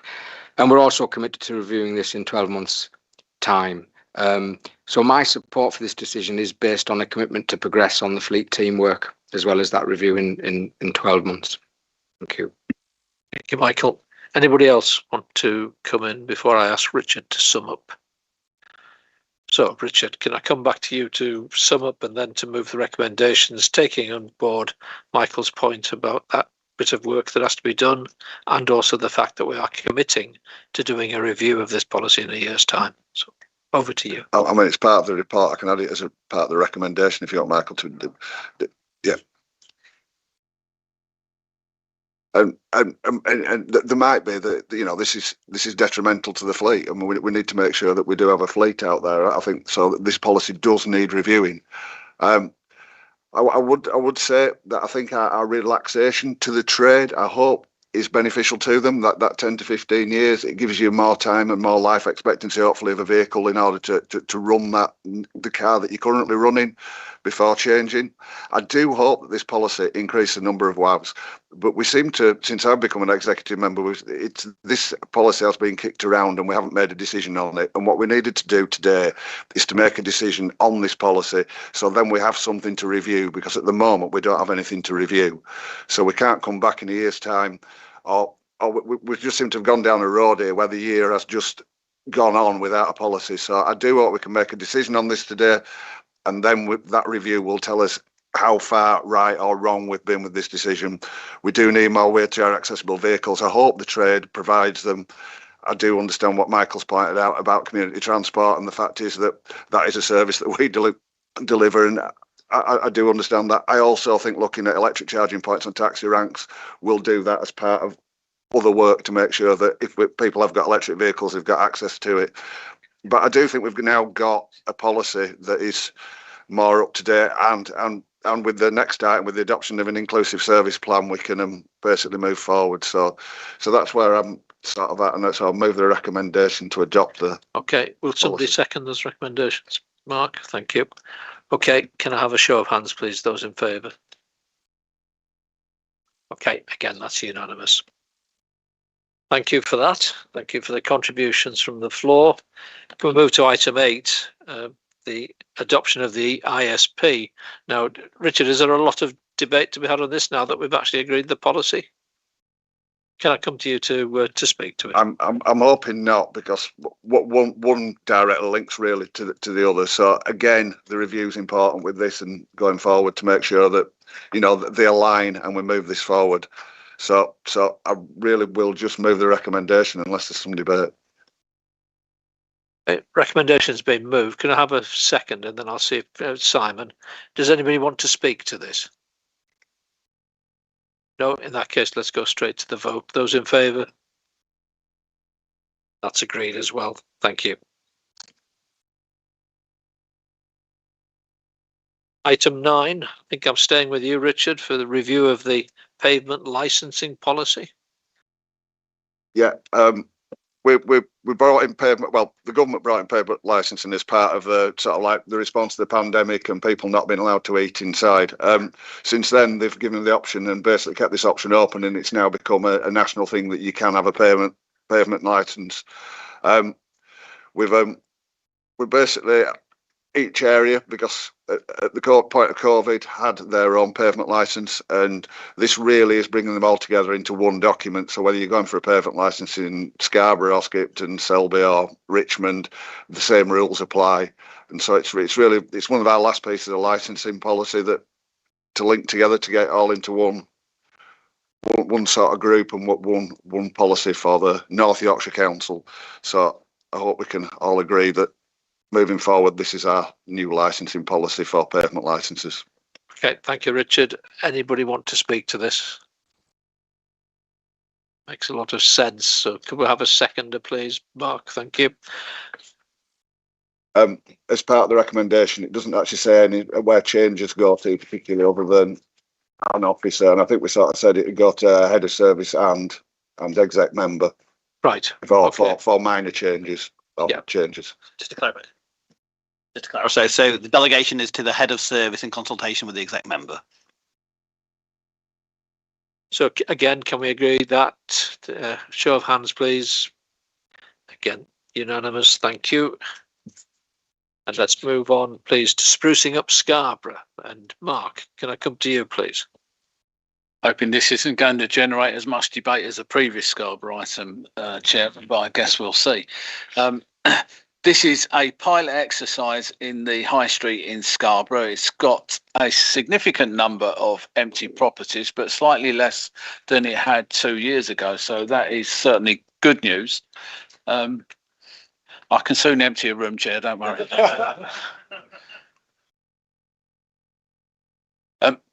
And we decided Scarborough because it seemed the obvious place with the number of vacancies it's got. It's a pilot to look at a particular area and to work with the people that own property in that area, retail property, of course, that is, to try and bring it back into use. The criteria would be that the property had been empty 366 days out of the last 2 years. So, you know, just over a year in that period of time. We would look to work with the owners of the property to get it rented, so that we had people in, and that obviously would drive footfall further in the particular area. The other thing to say is ultimately we could effectively compulsory purchase the property. I don't think that's something we'd be wanting to do particularly.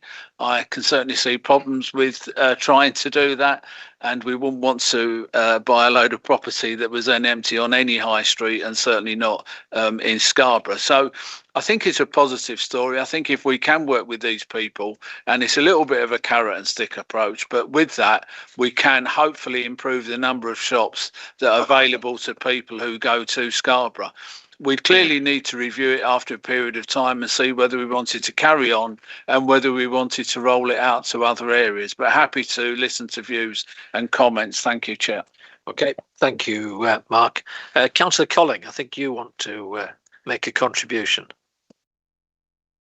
Thank you, Chair. I won't speak as long on this one as I did on Resolution House, I promise. I agree with Councillor Crane. It's a marvellous opportunity, and there are plenty of places you could choose from in Scarborough to use this initiative. Got a couple of questions though. To what extent is this initiative dependent on Pride in Place funding, because the decision on whether this will be a project that goes forward will not be made till the 27th of March. And secondly, and I wasn't quite clear from the papers, but I know there's some discussion, as part of this initiative, would we pay for some improvements to premises to make them lettable?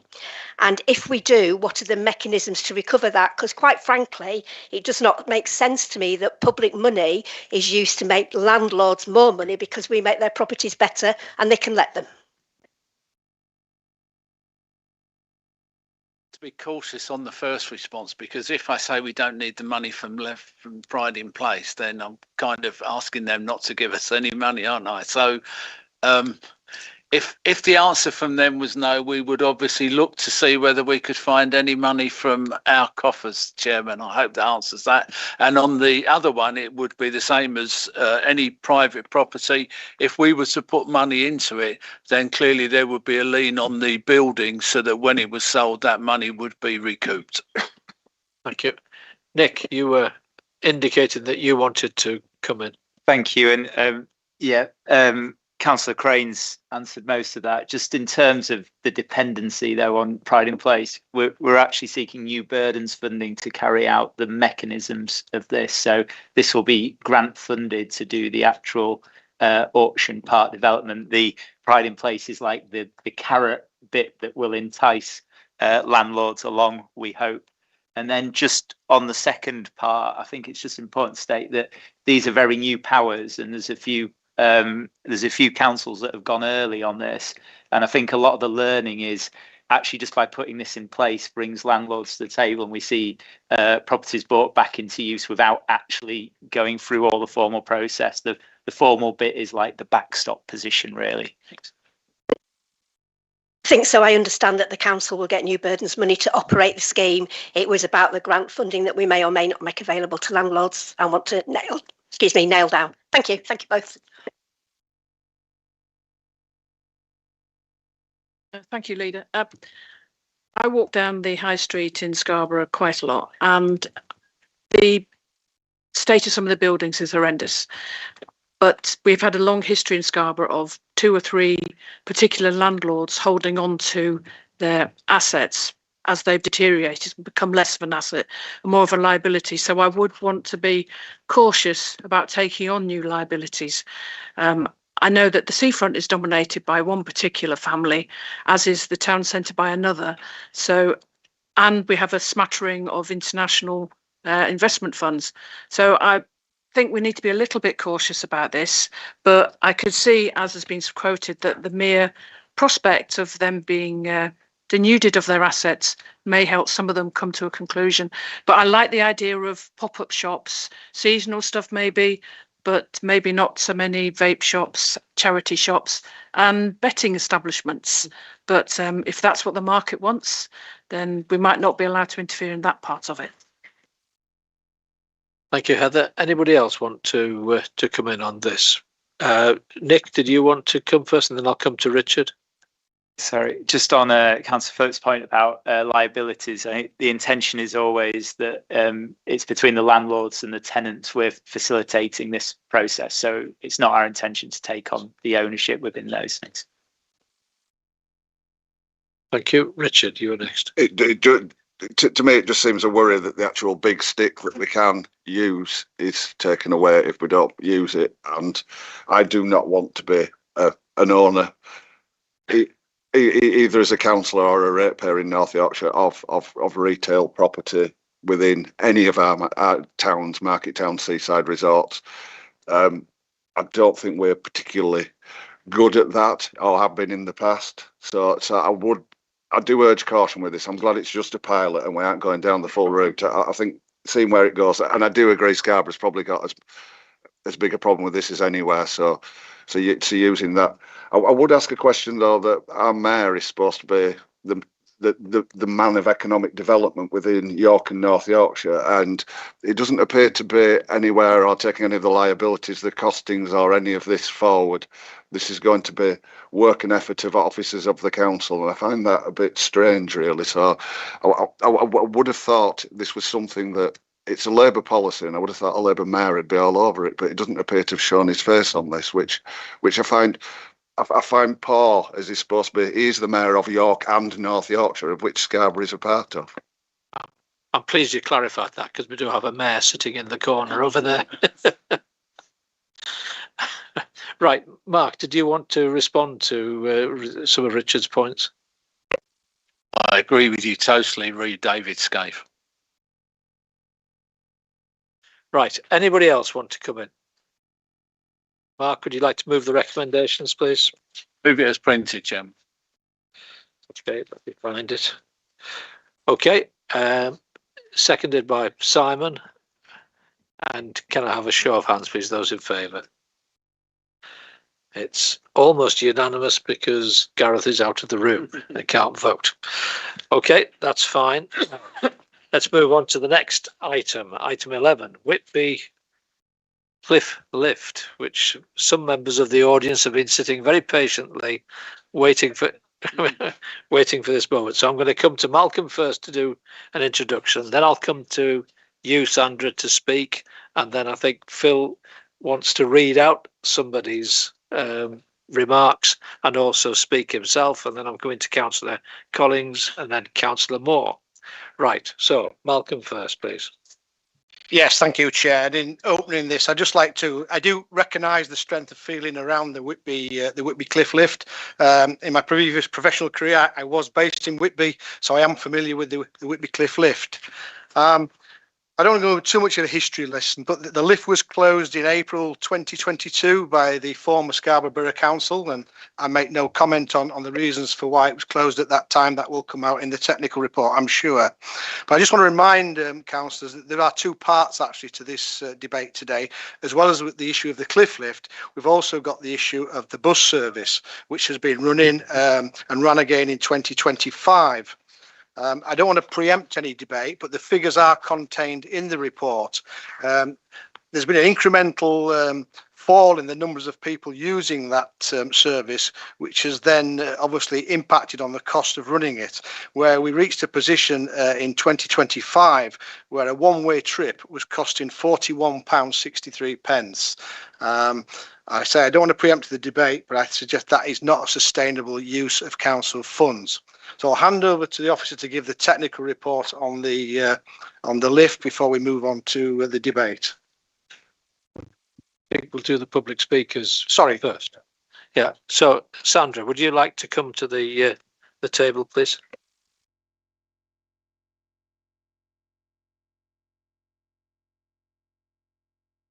Thank you. Good afternoon, everyone. What I do want to say before I speak is that we are very aware of the financial constraints that this council is facing. So what we're asking for is not just a whim. You know, we've got reasons behind this, and we are asking to retain our cliff lift, and there are a number of reasons for that. One of them, and the first one, is that obviously it services the beach huts on the seawall, of which we've got in excess of 160 normal beach huts and 10 of the more luxury beach huts down there. It also provides disability access. Now, we do have a blue flag beach, and it has been quoted to us before that disability access is available via the zigzag paths that go down the cliff front. And I've got to say that just last week, somebody did actually try to access that area on a mobility scooter. And unfortunately, they had an accident, and they had to have the Coast Guard and the ambulance service to come and recover them and obviously take them on to the hospital. So there is a big issue there, and there's also a wider one. And Whitby, and I've said this many, many times, Whitby is consistently in the top 5 most visited seaside towns. And there's a reason for that. People come to visit us because of the assets we've got within the town. And there is a real fear that if we keep on removing those assets, there will be a decline in visitors because we'll just come like everyone else. There'll be nothing special about Whitby. There'll be nothing to drive there to make the visit memorable. So there is a wider ranging impact, and we do, without doubt, contribute to the tourism income for this county. And we are a town of 13,000 people, but we suffer. Sorry, I'll correct that. We are very fortunate that we have tourism that in excess in real figures on the table is over 2 million. But in actual numbers, I'm sure if you look wider, the National Park gets in excess of 8 million visitors. And it is kind of widely acknowledged that around 6 million of those filter down through the town. So we are really, really punching above our weight. You've also mentioned about the minibus service, and I've got to say that that really hasn't been set up in a way that was going to be productive or proactive for users. It's not serviceable, it didn't work, and it really needed reviewing much earlier. So I'm conscious, and I'm not sure if that's my time, so I better get to the question. I'm actually asking a question on behalf of Mrs. Dorothy Russell today. And the question is, and this is a question we all agree with. So she states, my friends and I, who are campaigning for the repair of Whitby Cliff Lift, would like to put a question to the Executive Committee meeting today. Can you ensure that a final decision on the future of the Whitby Cliff Lift will not be taken until up-to-date quotes for the necessary work are being considered and discussed at a public meeting? We have had a figure of in excess of £5 million quoted for the repairs, but there was no definitive breakdown. It really did come across as if it was a figure plucked out of the air. Thank you very much. Sandra. And Councillor Trumper, would you like to come and ask the question on behalf of Peter Graham, please?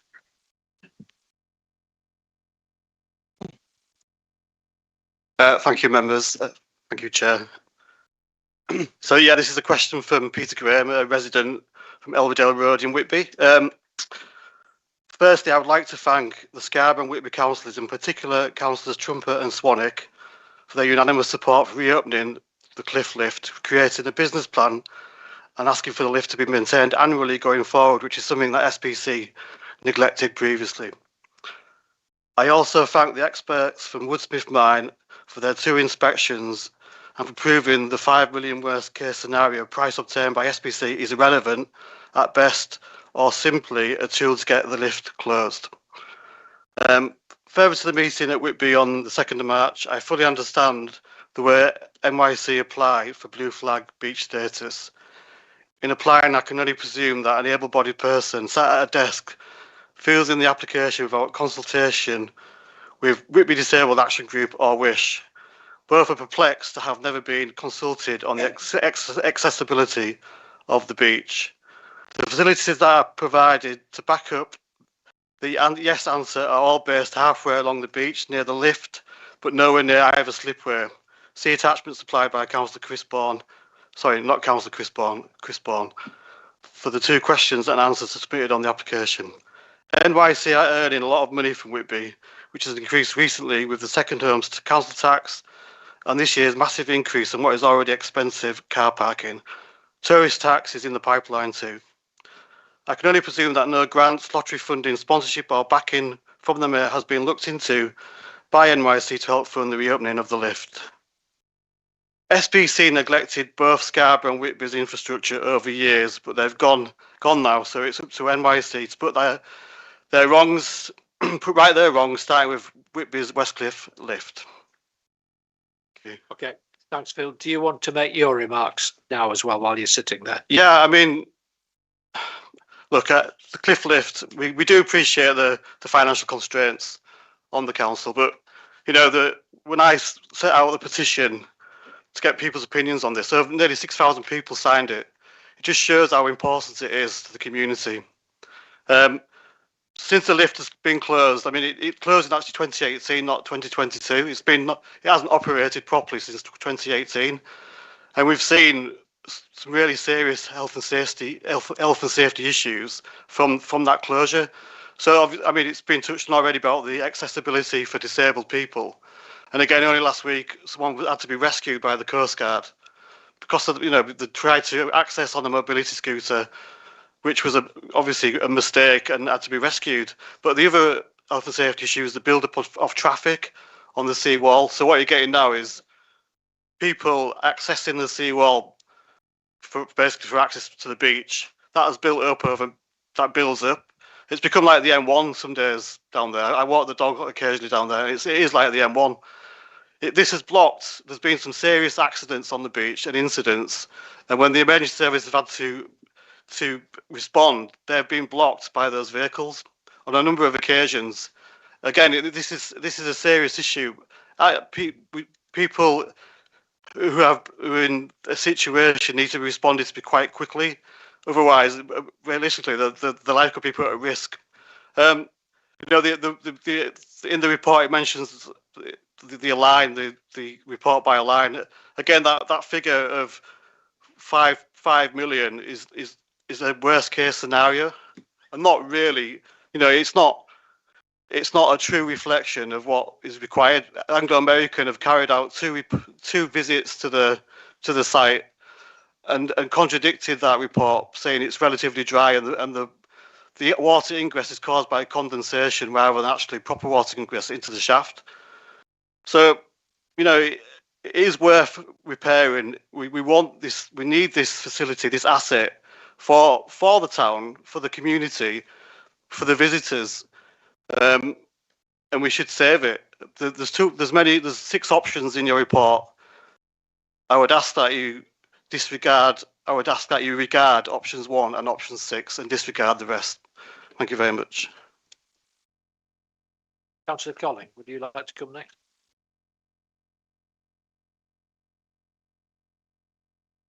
Hello again. I'll be briefer, I hope. So the area committee looked at this again on Monday, the 2nd of March. That's the second time the area committee's considered it. It was an incredibly well attended meeting, and I need to let you know about the strength of feeling from residents in the Whitby area.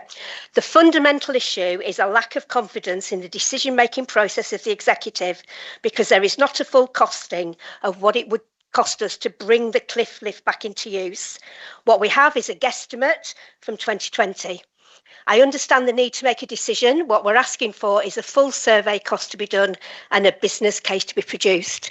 If that business case does not stack up, then robust decision making will kick in and we will get to the right answer. It's the absence of the business case that's the problem. My colleague and Vice Chair David Chance is much better briefed because he used to work at Whitby Cliff Lift, as I'm sure he'll tell you. I defer to him. Thank you. Okay. David, do you want to come in now?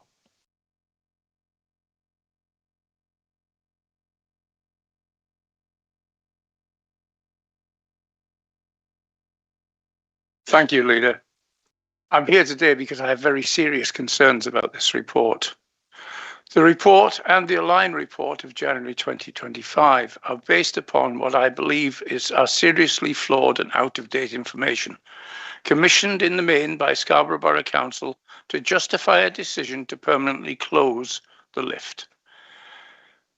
A lift that is is vital to Whitby's heritage, tourist facilities, and which they had failed properly to maintain over a number of years. And I'm not being political about that because both parties were involved. The high-level report of Anglo-American officers made at the request of the Area Committee seriously questions the reports upon which the recommendations are based. There's always been water ingress in the tunnel. I can personally attest to that, as I worked down there in the mid-60s, and there was water ingress then. In fact, it was always flooded. And there was always a condensation on the inside of the lift shaft. In those days, we had gates, and you could see the lift shaft as you went down. Whitby Cliff lift was built by our predecessors to access the Whitby beach. Due to the difficulties experienced in doing so by holidaymakers, day trippers and locals, and to provide access for families with young children carrying beach equipment, picnics, etc., and for people with disabilities, and to provide facilities for the beach chalet holders, who one of the conditions of a chalet was you got free use of the cliff lift.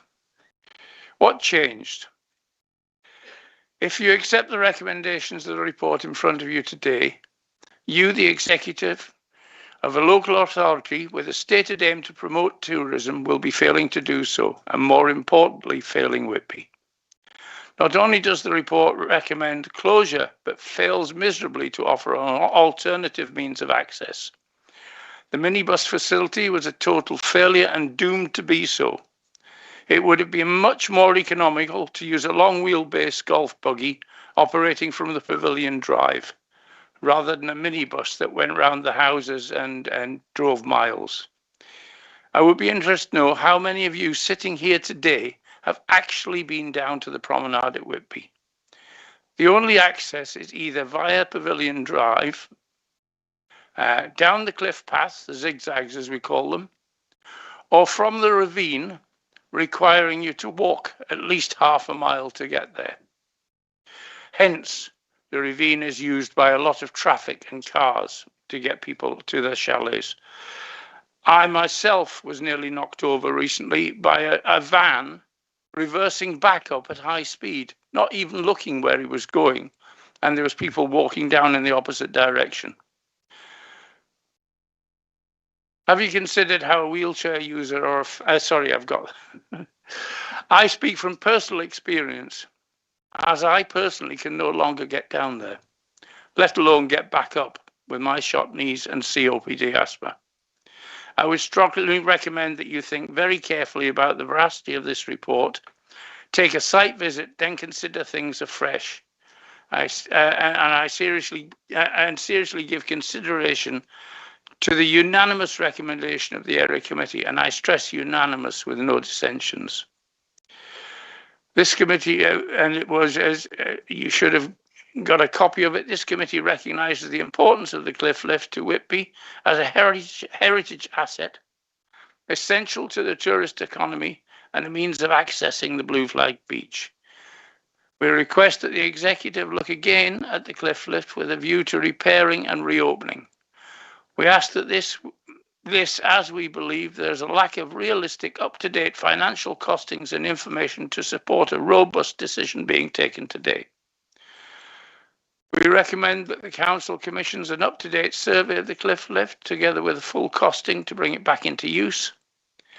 And there is a business case developed to reopen the cliff lift to include an annual maintenance plan for the ongoing cost of operating the lift as a going concern, used for the benefit of residents, visitors, and those who are disabled or have hidden impairments which restrict mobility. Thank you, Chairman. Thank you, David. And I think the last speaker I've got is Councillor Moore.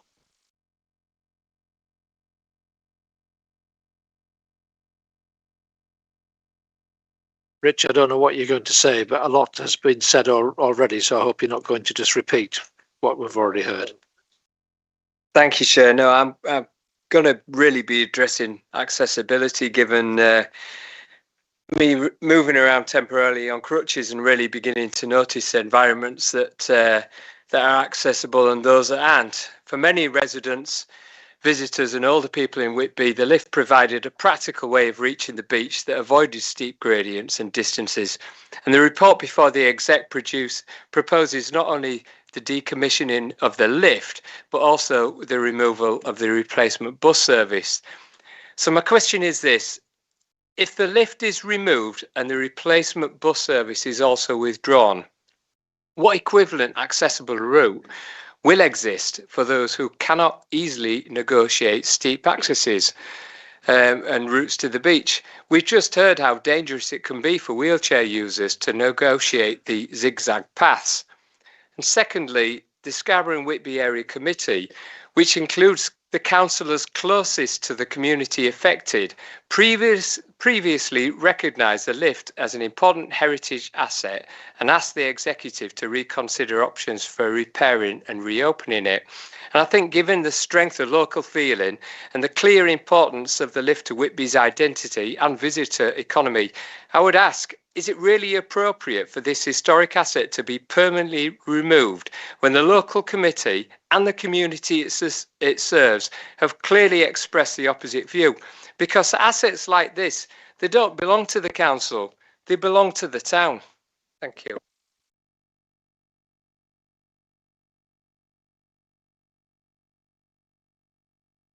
Right. Al, would you like to now do a response and a summing up, and then we'll move to I want to hear what our proposition is, please, from you. Yeah, thank you, Chair. And the response, the executive is aware of the resolution from the Scarborough and Whitby Area Committee at its meeting on the 2nd of March, and this is included in the report before us. And the executive will consider the request as part of its decision-making process on this item. In terms of the recommendation moving forward, Chair, is that what you'd like to hear now? You responded. Did you want to come in, Carl? Yeah, I mean, I'll do a bit of a response. I mean, I think the first thing to acknowledge is obviously this is an issue that we've inherited, wasn't an issue originally of our making, and hence the report before us. But it's not the only significant infrastructure issue we've inherited. We're sat facing £30 million plus of infrastructure costs on the coast that we are trying to systematically work through. So it's a matter of choice really about where we make that investment. Clearly, we can't afford to do everything. The report sets out obviously a number of options that have been considered, and I think the main bone of contention really is around whether the costs are accurate in terms of to bring the lift back into use. I think there's no dispute that the lift has suffered significant corrosion internally, and that's been a result of water ingress. We heard helpfully from Councillor Chance that it's been water ingress has been incurring for sort of 40 years plus in that structure. So whilst the actual number might require further more detailed analysis to get to an exact number, I think it's probably not in dispute that it would be a significant cost to actually properly repair the lift, bring it back into use to ensure that we weren't faced with a significant bill, in a relatively short number of years down the line. So that's why I think that we come up with the recommendation around option 2, which effectively was to decommission the lift but not stop something happening to it in the future. So effectively mothball the facility. Rather than remove absolutely everything. In terms of the bus service, I think we acknowledge, again, I think people have acknowledged that it has not been a success. It's far too expensive for us to be able to justify retaining it on the basis of its current and historic usage. And however, it's not like other locations we have, which have gradient or accessibility issues, where we don't put the provision of effectively a free public transport service on in those locations. Be replicating that in many places across the county. So the view of the report was that we didn't think it was appropriate to put an alternative provision on, and it was far too expensive to justify it being a value for money proposition to be able to put it on in this location. Thank you, Chair. Okay, thank you, Carl. can I now go back to the public speakers and just say you have the opportunity to ask a short supplementary question based on our response. So would anybody like to ask a short question? Very short, actually. I couldn't hear quite a lot of what you were saying there, Carl, to be fair. But I will say one of the points I wanted to pick up is that it's condensation in the shaft lift, not exactly totally water ingress. But I don't think, I'll rephrase that as a question, will this committee take into account the long-term financial impact of not reopening that lift? There's a bigger point of work to be done here, and I do think that a business plan should be coming to the table. Whitby does draw a significant amount of the tourism income into this county, and I think that alone deserves to be put on this table. So we are looking at factual information rather than figures plucked out of the air, and looking at the long-term business plan around that. Thank you, Chair. Thank you, Sandra. And Phil, do you want to? I mean, don't feel you have to. It's the same point. I think it was a guesstimate. It's the worst case scenario from that report by a line. Anglo American have had 2 visits, one in the summer, one in the winter. Both the winter visit, it was as dry as it was in the summer, and the amount of rain that we've had over this season, this winter, you would expect, if it was proper water ingress, then you would expect the shaft to be flooded. But their estimation that it is condensation, and that can be dealt with through proper ventilation. So again, I think the options in front of you, I would ask you to take in regard to option 1 and option 6, and disregard the other options. Thank you. Can't see anybody else indicating. Go ahead, David.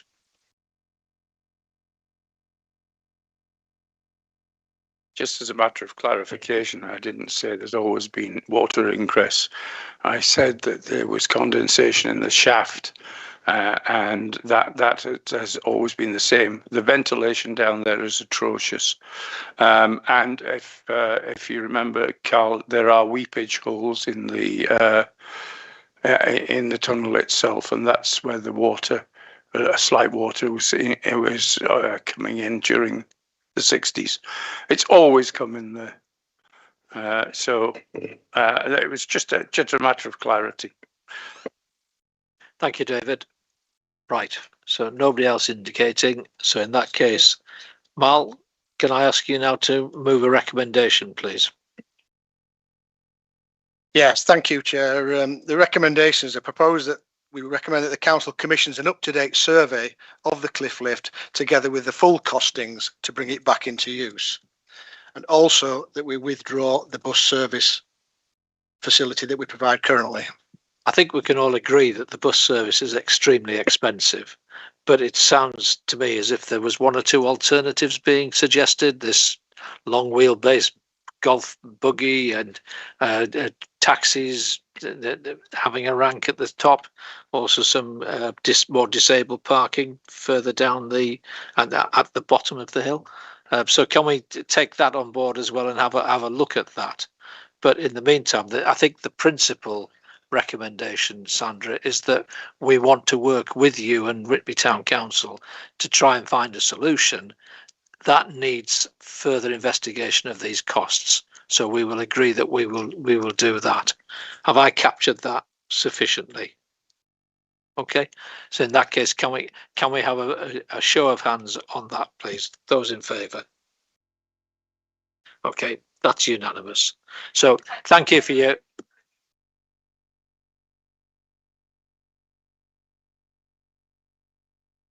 Okay, thank you. Let's move on now to item 12. Mark, can I come to you, please? The Maltkill Master Plan. I told you I could empty a room. I've proved myself right twice now. Just waiting for everybody online to go off. No.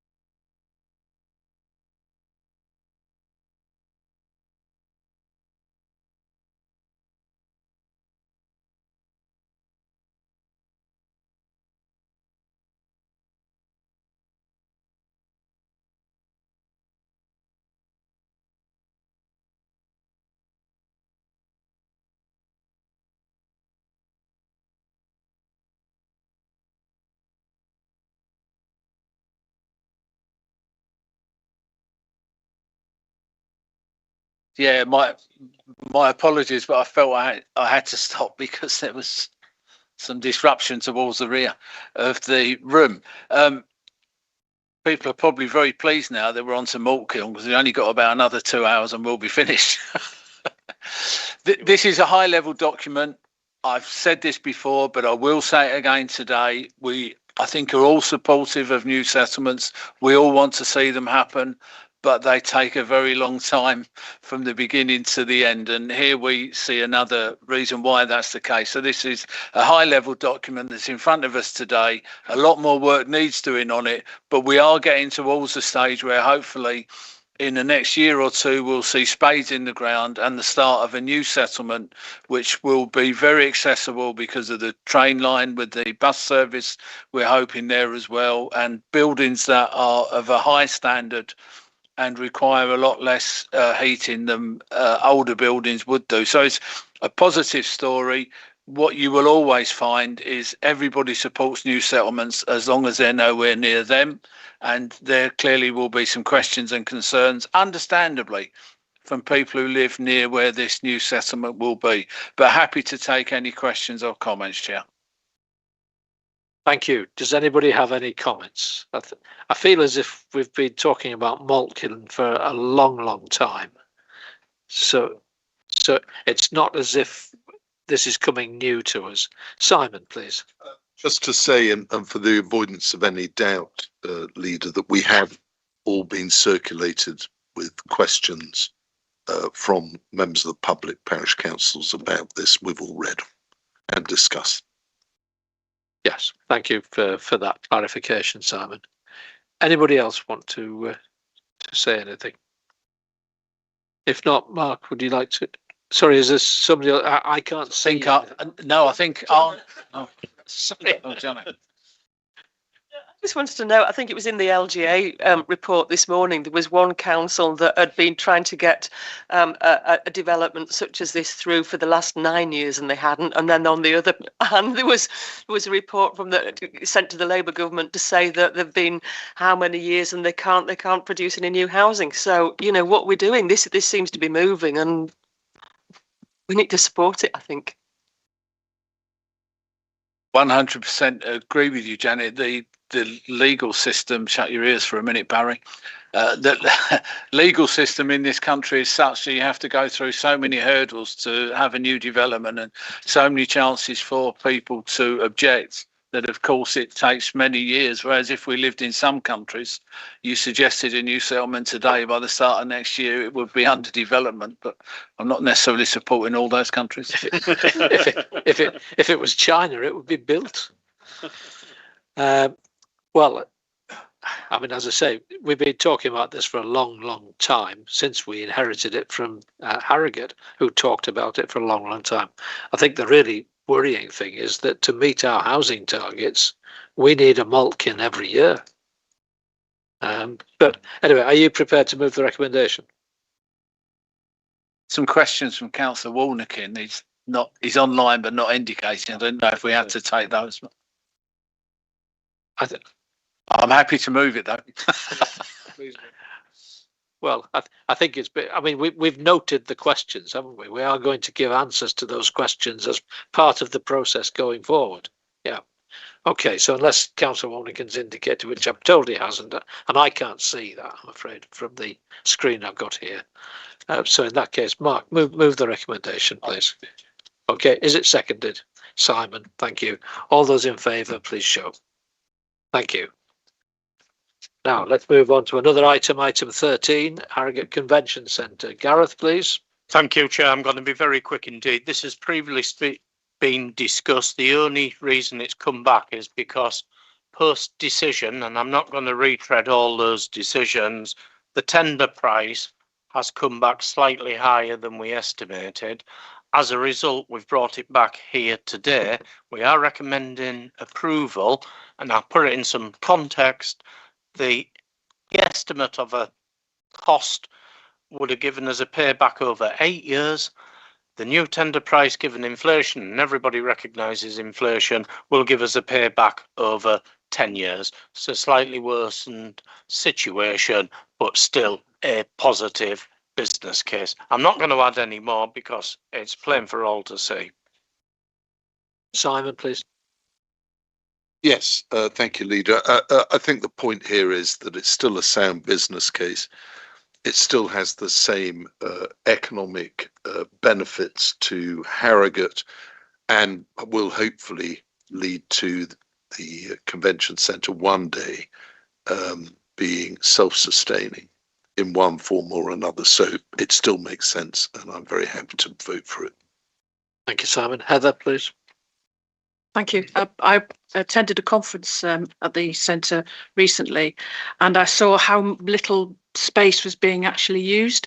And then I was able to get a tour behind the scenes to see the area that's going to be redeveloped and how it will massively improve the viability of that centre. So I'm very, very happy to support this and thank the conference staff for being so amenable.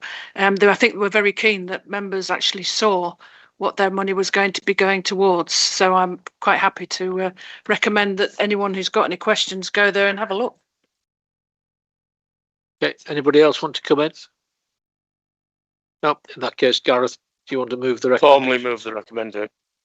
Okay, and Simon seconding it. So quick show of hands, please. Those in favour. Thank you. That's unanimous. And almost the last item, the forward plan. Heather, anything to say other than that we'll never have an agenda like this again? We seem to choose our longest agendas for our furthest away venues. So I would say that for me. I know you'll be. So yes, we'll enjoy that one next time, 21st of April. Okay, and can I just say there's no urgent other business, but just to remind you that we will be having an extra executive meeting before that meeting, because we have to discuss this delegation from the combined authority if we decide that we're taking the delegation on for buses. Yeah. Sorry, they know what I'm talking about. Meant for the wider public. Yes. Okay, so with that, I shall close the meeting. Thank you all for your participation. I would have thanked the public, but they've already gone.